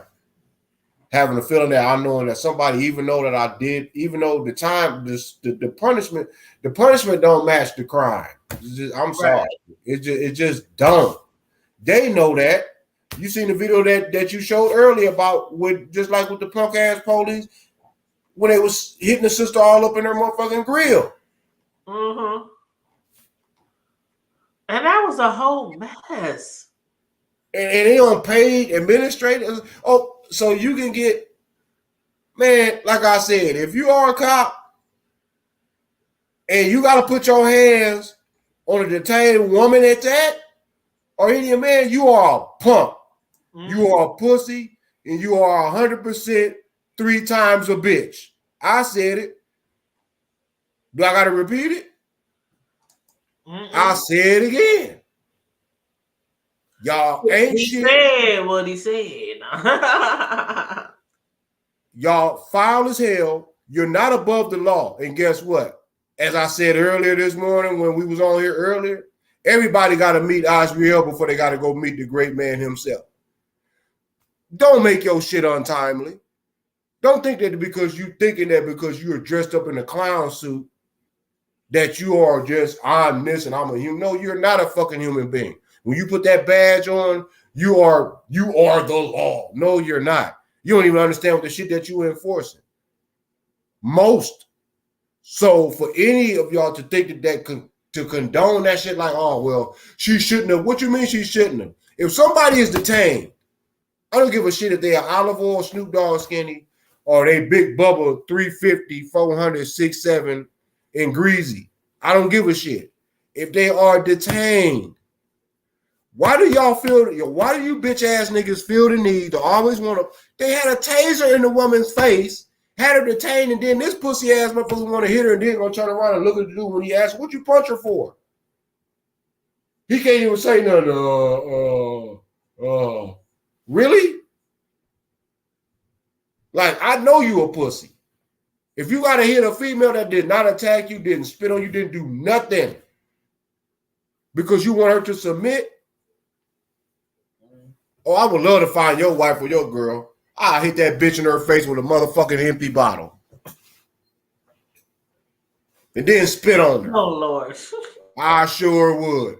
You know why? Because if you disrespected this, if you disrespected this woman like that, I don't even know that lady, but that because I know a cry for help and I know a cry of pain. Like, dude, I can't be like, what? Like, why did you do that to me? Like, I didn't deserve that. Yeah. Yeah, it's like, she didn't deserve that.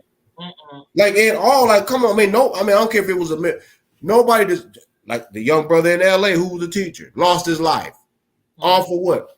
But this woman, look, y'all, for failure to identify yourself, but you bitch ass motherfuckers are scared to put their names out here. What y'all scared of? You scared a bullet gonna fly in the house? Or you scared somebody gonna catch their ass slipping going to church one day or going to get a latte from Starbucks, trying to be cute and get their noodles splattered? Is that what y'all worried about? Because it's coming. Y'all just don't know when, but it's coming because most people in public are sick of the bullshit. Because now innocent people are just like the funky ass trooper up in the same area. Mm-hmm. Killed over 4 people since 2007. They just now getting this dude and asking, do you think that he should be huh? Uh-huh. This dude literally been unloading on people. And y'all still asking, do you think that he should be stripped of his badge? They thinking that this shit is a joke. But guess what? Death come in threes. And karma don't forget shit. Show don't. Look what's going on with the car dealers. CarMax is telling y'all already. But they trying to hold on to that model. I'm going to keep the prices high and stagnant and see if we're gonna ride it out. Y'all gonna go bankrupt before that happens. Because I'll be damned if I buy a car 4-5 times more worth than what it's worth, and y'all still trying to have these COVID prices. Y'all trying to have these doggone me post. These post COVID prices, and it's 2023. You still trying to get 35,000 for a 2005 truck? Man, you done lost your rabbit ass mind.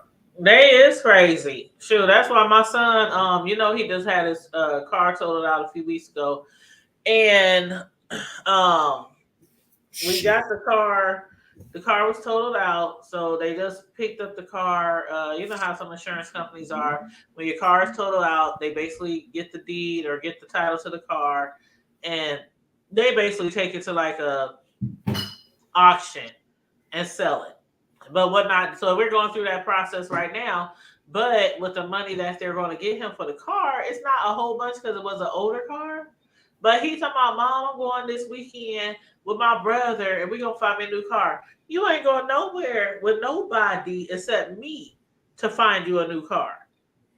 You don't think that I can find me a car? Listen, you are 21. You're 21. And each car that I have personally got for you, they were exceptional. Even though they were older on the older end because you was young. They were exceptional. You're not, as a 21-year-old child, about to go to no car dealer and buy a car by yourself. Oh, no. So they can swindle and hustle your ass and have you having 50% interest and all kind of other shit on your car. No. Nope. They will definitely do it. And he was like, you mean to tell me I'm grown and I can't go buy my old car? I'm like, let me tell you something right now. You go out that door and you go buy your car if you want to, and that motherfucker break down next week. Don't ask me for no ride. Don't ask me for no more money to get you another car. You better Uber your ass to work or whatever until you figure out another plan. And he was like, okay. All right, Mom. What time can we go looking next week? Oh, okay. Shoot. Because you know how it is. The same way car dealers treat women, especially women they don't know anything about cars. That's the same way they treat young adults or teenagers. Yep. Have them thinking they about to ride out of there with the best car on the lot, and it could be a motherfucking limit. Especially when you know that down payment is really paying for somebody's commission. Exactly. Hold on. Do we got someone in the background? Hold on. Let me see if this my homegirl in the background. Hold on, y'all. Let me put up my little banner. I gotta put up my little banner just in case, because we can't get porn bombed or anything like that. Oh, that's all right. We got some. I can pour and bomb they funky ass too. Sam? Tanya, what your friend say? Oh shit, that's my homegirl. Sam. Hey Tanya, what your friend was saying? It's Samantha's birthday, y'all. Sure is. And I told him that when I first came on live this morning, I said, not this morning, but when I first came on live, like when I first started, I said, it's Samantha's birthday. Your birthday, Miss Lady, happy birthday. And happy birthday to you. Hey, we turning up tomorrow. Happy birthday. I told everybody we turning up at Samantha's tomorrow night. Yep. That we is. Yes, they sir. live out of state though, don't they? Huh? They don't live here. They don't live here though, bro, do they? Bro and his wife, they used to live here, but they moved out of town. They in Texas. But I'll be coming by myself, child. Wait, where your son? I'm in the TX. I mean, he gonna be coming, but he gonna be coming with his girl. We ain't riding in the same vehicles tomorrow evening. Your nephew, he'll be coming on his own. He got another car? No, he still got the rental. We was just talking about that. He still got the rental, but we just mailed the power of attorney or whatever.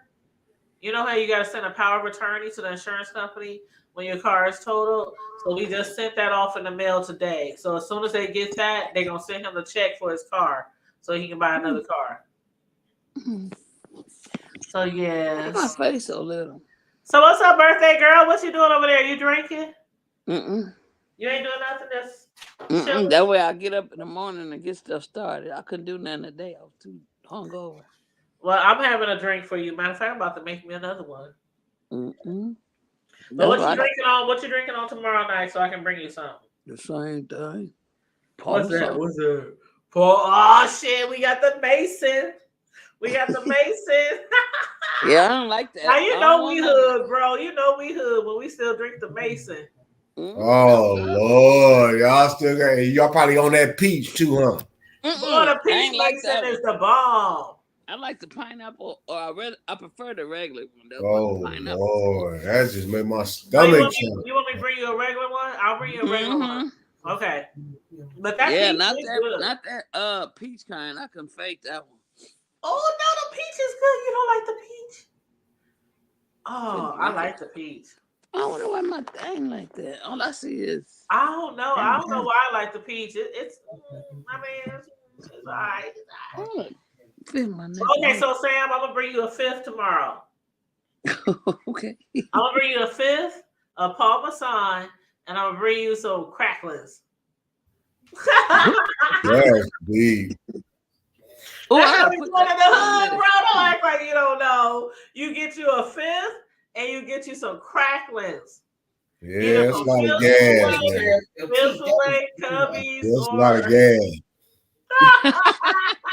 That's a lot of gas, man. Brandy and cracklings. Oh yeah, that's a gas. Your teeth. Late at night. Remember, Sam? We used to go to the stage, man. You know how you go to the stage and you get your little drink, and by later on in the night, you had the munchies. And they sell them cracklings at the stage too. Boy, we be just cracklings. Yeah, we be cracking on the cracklings. Yes. Yep. But I sure did at the beginning of my show tonight. I said, "Hey y'all, it's Samantha's birthday weekend." Ow. Ow. You know what? You need to quit because now you're getting on that Tracy shit. Ow. No. She be like, it's a lot going on, y'all. It's a lot going on. Ooh, just smacking that girl. Yeah. I'll tell y'all, I'll give you, please don't smack no gum around me. That is just irritating the hell out of that gum. I'm talking about some. Oh no, I can't do all that popping and stuff. That's like I don't know if Sam ever wore nails before, but Sam, I think you wore nails before, haven't you? And you know how some people they take them nails and they just be just clicking and clacking on everything in sight. Yeah, that's how she was sounding with that gun. Oh God, that just irks my nerve. And I've been wearing nails since I was like 16, and I never do that just all on the tables and just oh God, that gets on my nerves. Like how come y'all got a cartoon thing in mind that show my face? Girl, I don't show my face all the time on here, but you ain't gotta show your face. You can turn the how do you do it, bro? You can turn the camera off. Yeah, you can cut the camera off, leave your thing on, the talk. But yeah, you gotta upload an avatar, like a picture of you. How you do that?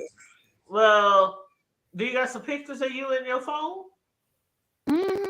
Then click on change avatar or click on change what that's say? Like change photo or change what does it say? Well, if she mute her camera, it's probably just gonna be blank because she don't have that. Yeah, if you just turn your camera off right now, it'll just be blank. It'll be no picture.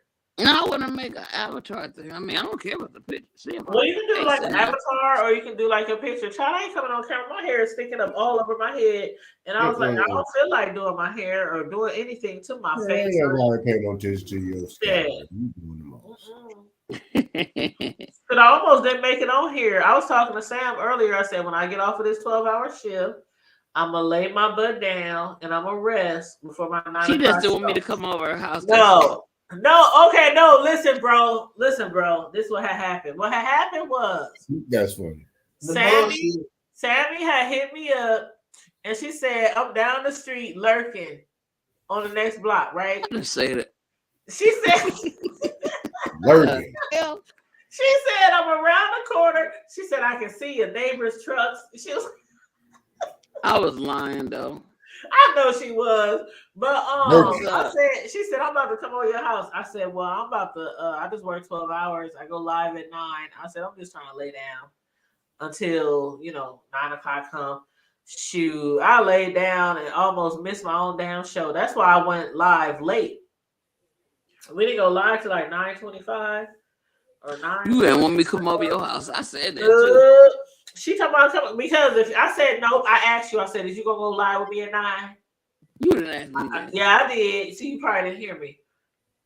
Probably not. I said I'm going live at 9. You gonna be here because Then I said no. You know what? I'm gonna just lay down and rest till 9 o'clock because I was tired. I'm still tired. Shit, we ain't even gonna be on here that much longer because I'm tired. And I got somebody's birthday party to go to tomorrow night, and she probably gonna keep me there till Monday, like the Mexicans. They have a party. They be partying for like a week straight. What are the other people that be on here? Well, Karma Diva, I don't know where the hell she at. And Cislo got her grandson. Damn, and she said she was having a hard time putting him to sleep. You know how we do shit. I mean, I got a choice. I may go to work tomorrow. I might just call in. My grandbaby here. Yeah, I want to see my grandbaby. I don't want to be a minute late. Stay home with the grandkids. Stay home with the grandkids. No, I don't know. I'm still might go in. I don't know. It just depends. Well, I ain't going nowhere. Samantha talking about what you doing in the morning. I'm sleeping in. I'm sleeping in with my pillows and my comforter. We just gonna be just laid up in the cut. Yeah, I'm working on it because I'm waiting for my Eagles tomorrow, so I need them to whip on my G-Man. Go ahead. I'm sorry. Oh no, go ahead. I'm sorry, I cut you off. No, you didn't cut me off. I just said I was waiting for my Eagles to hopefully whoop on these my G-Men tomorrow because I'm just waiting for all the tears to flow when when them 49ers dig some Niners gold out their Cowboys ass on Sunday. Oh Lord. Ooh, I got some people on my timeline on Facebook who are hardcore Dallas fans. And why do people give the Dallas Cowboy fans so much shit?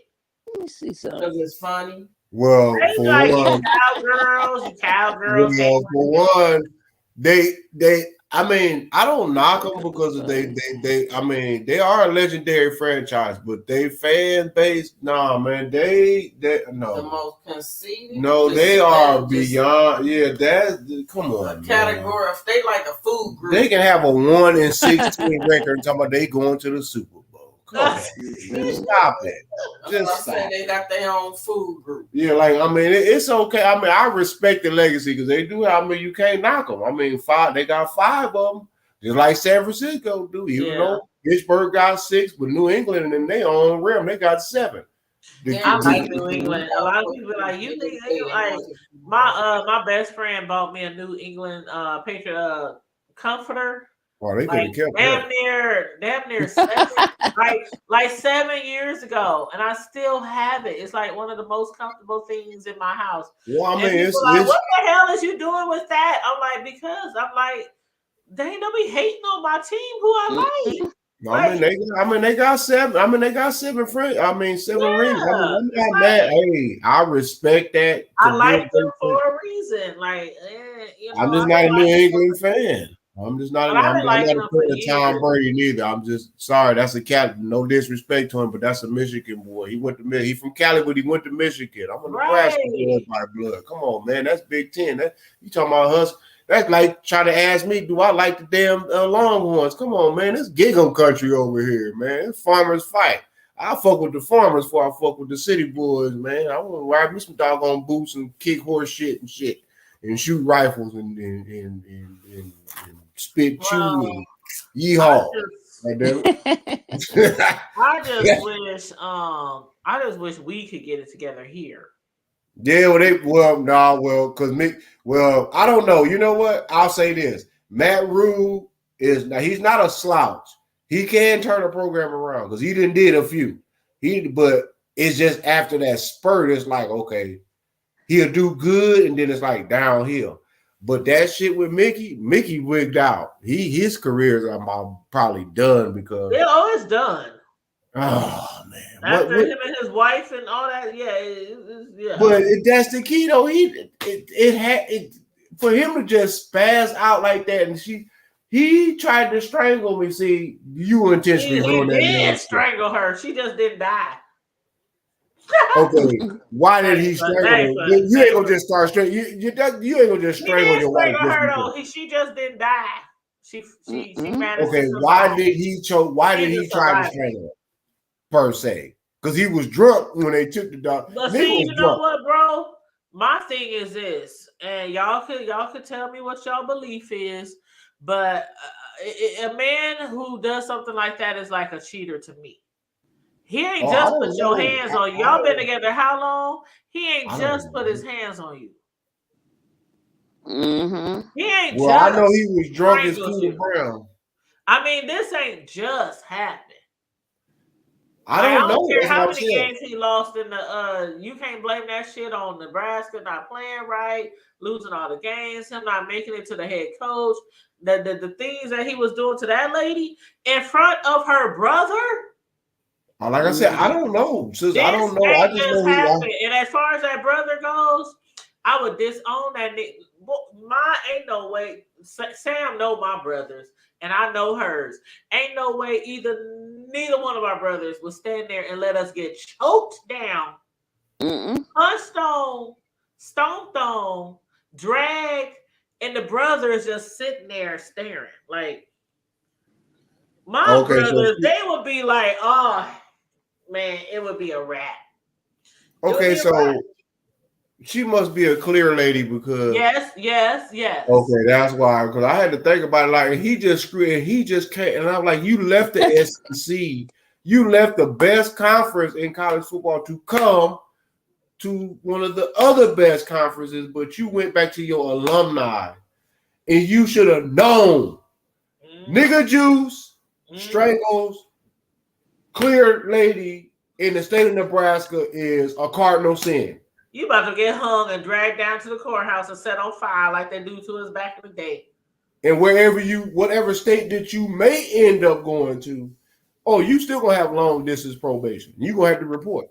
That motherfucker about to get. I wish my brothers would. I ain't even got a. I'm telling you, my brothers is like gangsters. So you know what I'm saying. They ain't like gangsters like how we was growing up. But they don't play when it comes to certain things.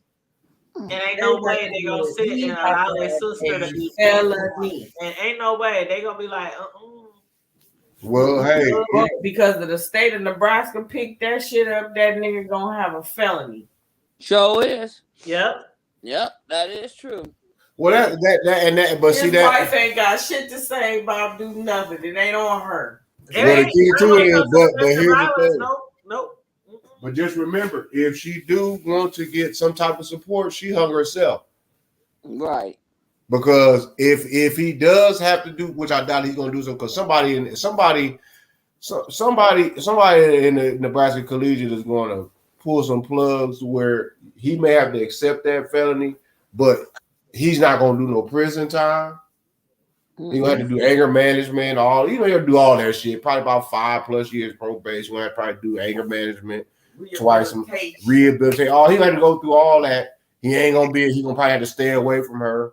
But most likely, she's probably, with a divorce and going to be, I need spousal support. Well, here's the thing. That bitch going to let him back. I wouldn't even want her to deal with that. It's like, it is what it is. That's how I'm sorry, but y'all what they call them cockanoids? If I gotta strangle you, Caucasianoids, what they call them? First time. I just said clear because I don't want to be disrespectful. I can't remember what somebody called it one day. And no offense, because I love my white folks, but Caucasianoids, they call them something. Caucasoid. You know how Caucasoid, but okay, a lot of white females, Caucasian females. I mean, this is nothing new. It ain't like I'm telling y'all something that's never been heard or told before, but they can get their backs beat out, their brains beat in, and they still be like, but I love him though.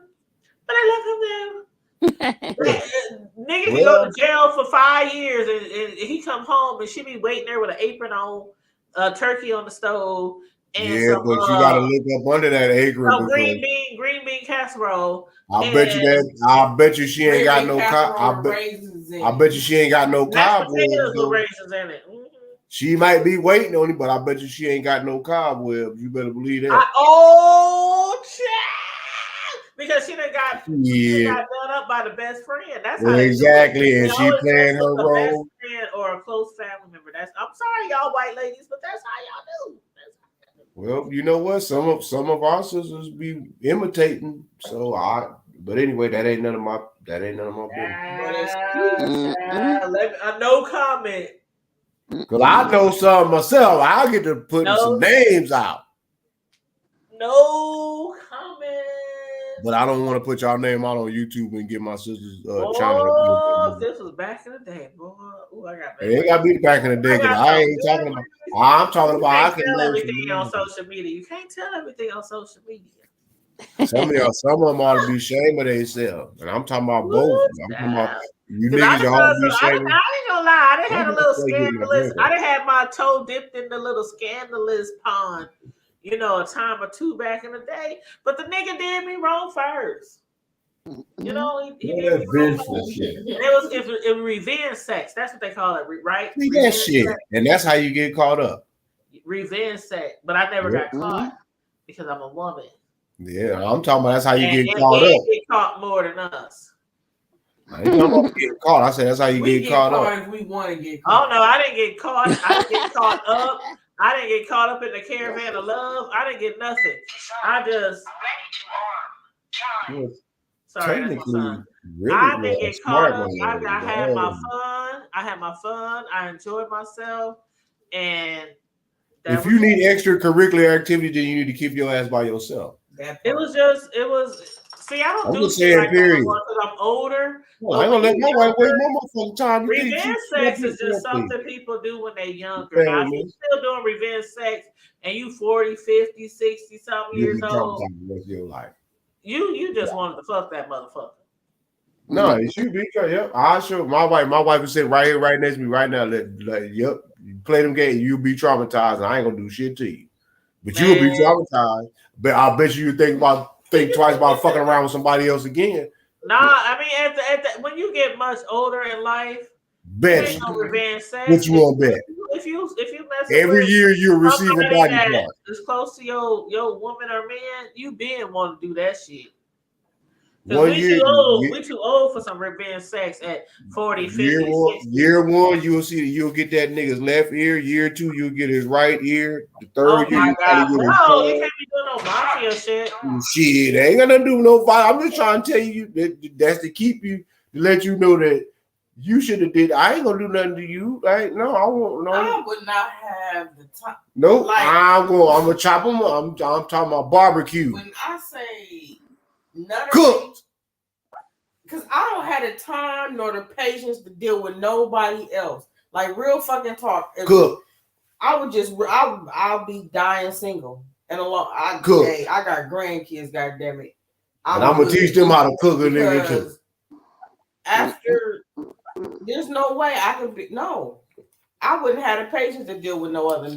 I'm talking about barbecue. Not even for just, I can get some toys. Not barbecue, but barbecue. I'm talking about cook. Because no, one man, this mesquite. Here, that's it. That's all. That's right. That's all I can do. You damn right. Because I don't do divorce. I got left in me.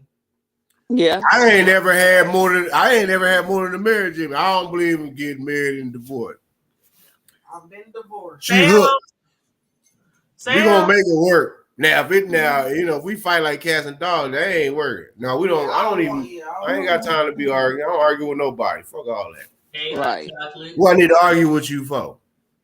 Hot chocolate. I love my wife. She get on my nerve, but he get on mine. That's life. Religiously. But that's where it goes, when you've been knowing somebody since middle school. It's like right. Hey, Samantha, somebody got something to say. Who's that? Happy birthday. Man, thank you. Happy birthday, Auntie. Come on, just come over here tomorrow. For sure. We will be there. Me and my girl will make an appearance. Don't bring appearance. He act like he a celebrity. We gonna make an appearance. Yeah. You hear your nephew? We gonna make an appearance. That's sad. We gonna stick around about 15, 20 minutes. That's He a celebrity on the red carpet. It's gonna be fun, so he ain't gonna want to leave. I'm waiting to turn up. Me and your auntie gonna be turned up, Cam.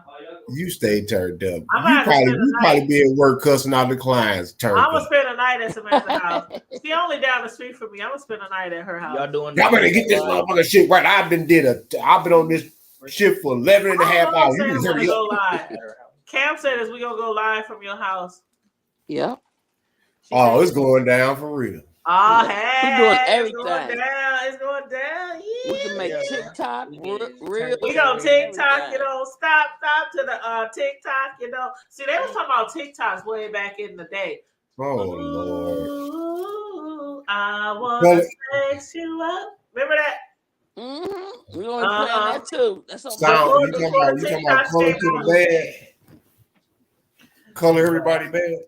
Huh? Color me bad. Yep. But yeah, we gonna be at Samantha's house tomorrow night.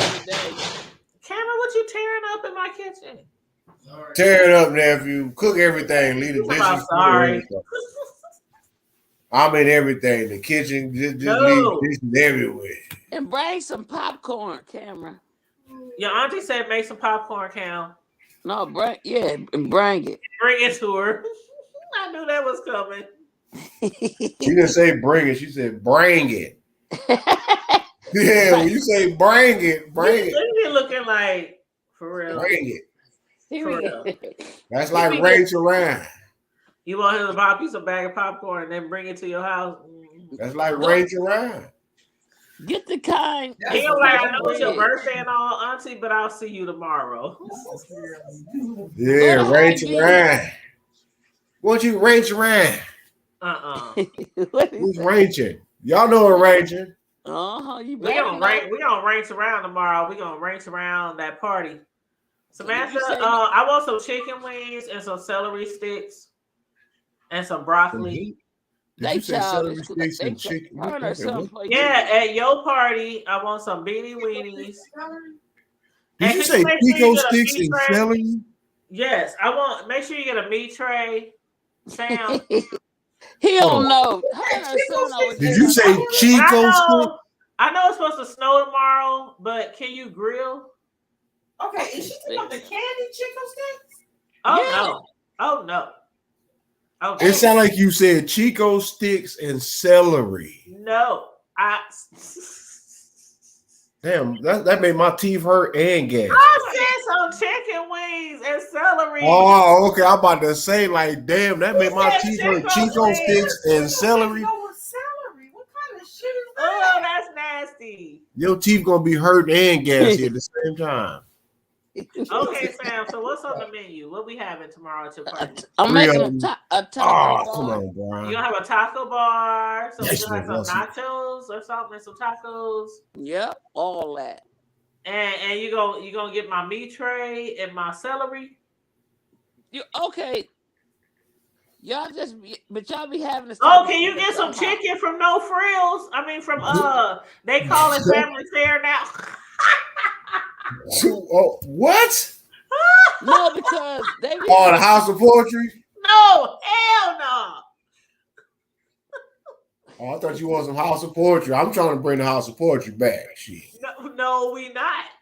Shit, bullshit. It's gonna be the revamp. It's gonna be the original House of Poetry. That shit smell like the entire South. I couldn't go there when I was pregnant.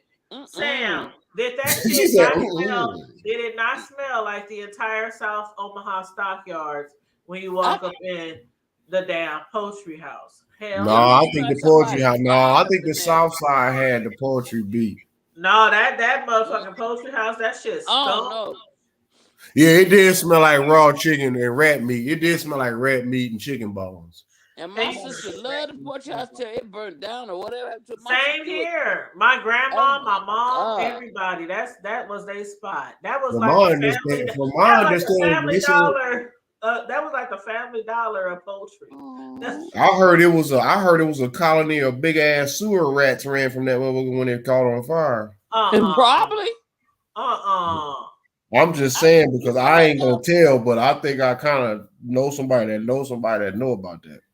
You know what? The rats probably couldn't even stand to be up in there. That place, I couldn't do it. When I was It pregnant, I was like, stunk, and then it was no room in there. Like one person could go down the aisle with a cart. You have to wait. You have to wait literally till they finish shopping in that aisle to go And down then the you got the aisle. niggas in there drunk trying to get 2 cigarettes for 35 cents when they cost 35 cents a piece. And they had all the snacks at the front, so people would come off the street trying to buy all the snacks. Hey, I went up in there plenty of times, got my little Debbie cakes and my sodas and my wraps, and you know, they had a little beer on sale. Just go to Kelly's. Get your snacks at Kelly's down the street. Oh, the yak lady want that bread. She ain't worried about no snacks. Hey, Miss Kelly said, "Nick, bring me that." I used to miss the Jackson liquor store though. Oh yeah. Yeah, that was 80s in that little spot. Rest her soul, man. Shit. Real talk. That was my boy Terrell and them came for. That was his 80, man. That was old Terrell Jackson. That was one of them Jackson boys. That was his people, man. That old Jackson liquor store with old Dailies. Yep. Old Frank. Well, Dailies is still there. The club is gone. The boxing company, or you know that they sold boxes or whatever else they. Oh The old Coca-Cola. All their companies is gone, but the liquor store is still there. Spencer gone. Yeah. Oh yeah, you know old Robert. Old Frank ain't letting that go. Cause I see Robert came and went. Robert was on 16. That was a gold mine back in the day. Ain't no way I let a liquor store go either because you just make too much money. That man then won an annual award for the last how many decades? There's always gonna be somebody that need a sip. Even after old Frank passed and kicked the bucket, man, they still winning them annual liquor distribute. That's because man, anybody I know will be open on Sunday. Early in the morning. Man, when we stayed in the projects right behind Dailies, you literally can walk up every day, all night, go get your bottle. He catered the snacks and get your cracklings. But the stage they had catered to that Campbell soup because you know a lot of them worked overnight. Cause I used to be like, why in the hell am I on my way to school and it's like 6 something in the morning and the bar is packed? No, remember back in the day when we couldn't buy liquor after 1 and we would go to Carter Lake? For sure. Down to the Conoco. We would go to that gas station right over the bridge. Yeah, the Conoco. Yes, and get some liquor. And then eventually Nebraska caught on. They was like, fuck this shit. We gonna get that money. And they started making it 2 o'clock to match Iowa. With their punk ass. But we sure be like Samantha. We be like, oh, come on, y'all. It's about we got 15 minutes. We got 15 minutes to get to Carter Lake. A lot of cats used to have to creep down there because you already know you didn't want to get caught slipping down the bottles, especially if you was not from down there. You already know what it was. We would slide right past Cubbies. Slide right past Chubbs. You got to make sure you do the speed limit over there. Damn right, because Council Tucky didn't play. That's when they had the stop sign with that one stoplight way down the street off of 11th, but it was way further down going back towards the off of Locust Street. Yeah, the one that was going back toward. Remember they used to have like all the old warehouses and shit. Yeah, you go over that hill and go all the way down to the train tracks, and then they got that 4-way stop right there. Yeah, that was the gas station and the Dairy Queen, and it was a little rinky dinks gas station. But then you went down a little further, and it was the other little bootleg one. Right. Mm-hmm. Because you had to go to the one that was further to get the liquor. Right, that was the one that was down closer to the park side of the airport, which is closer to the that's where you had to be careful because that's where them the East Omaha that was the county. Mm-hmm. So you had to But be they did careful. what they was doing. Omaha or Douglas County, whatever, Nebraska. Shit, they Carter saw Lake all the did. our like man. We used to be deep over there. Like as Carter soon as Lake the used 1 to be the o'clock shit, hit, man. everybody It would head did. over to Carter Lake and head over to Kentucky over there, to get the liquor after And 1 then o'clock. when that doggone me casinos came, it was a wrap. Yep. I think the casino about touched every black family in North Omaha because somebody that took their check, I'm talking about their Social Security check. I know from personal, but anyway, Social Security checks, crazy checks, WIC checks, shit, labor ready checks, Mutual Omaha checks.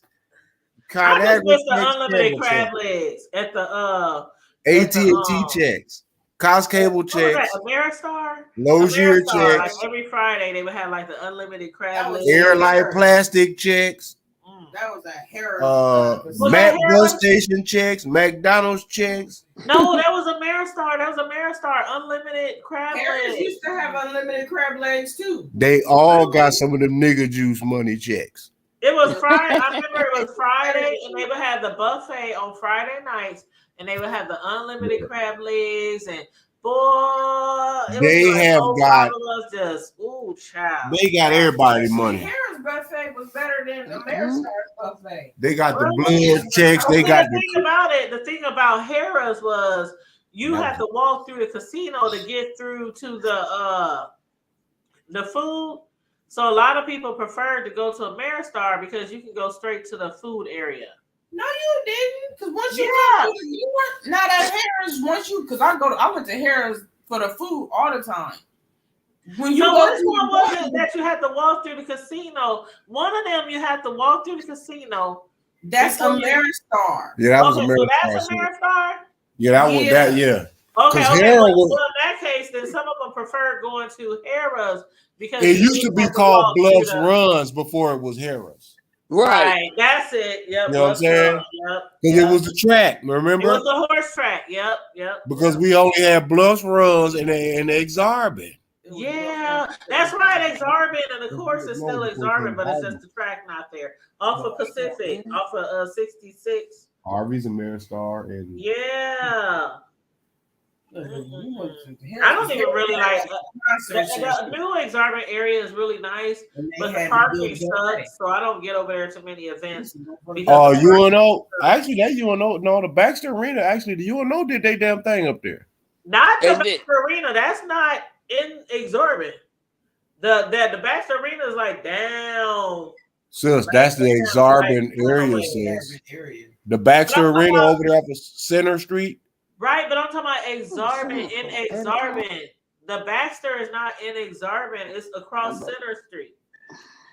In the Exarban area, they got like the movie theater, they got all those Well, yeah, it was. Per se. Like the parking sucks over there. It's like really bad parking. They need to build. That was all open area. Yeah. That was all up. Right. Because when you coming down, because I remember Center Street, that used to be all open green space. No, you're right.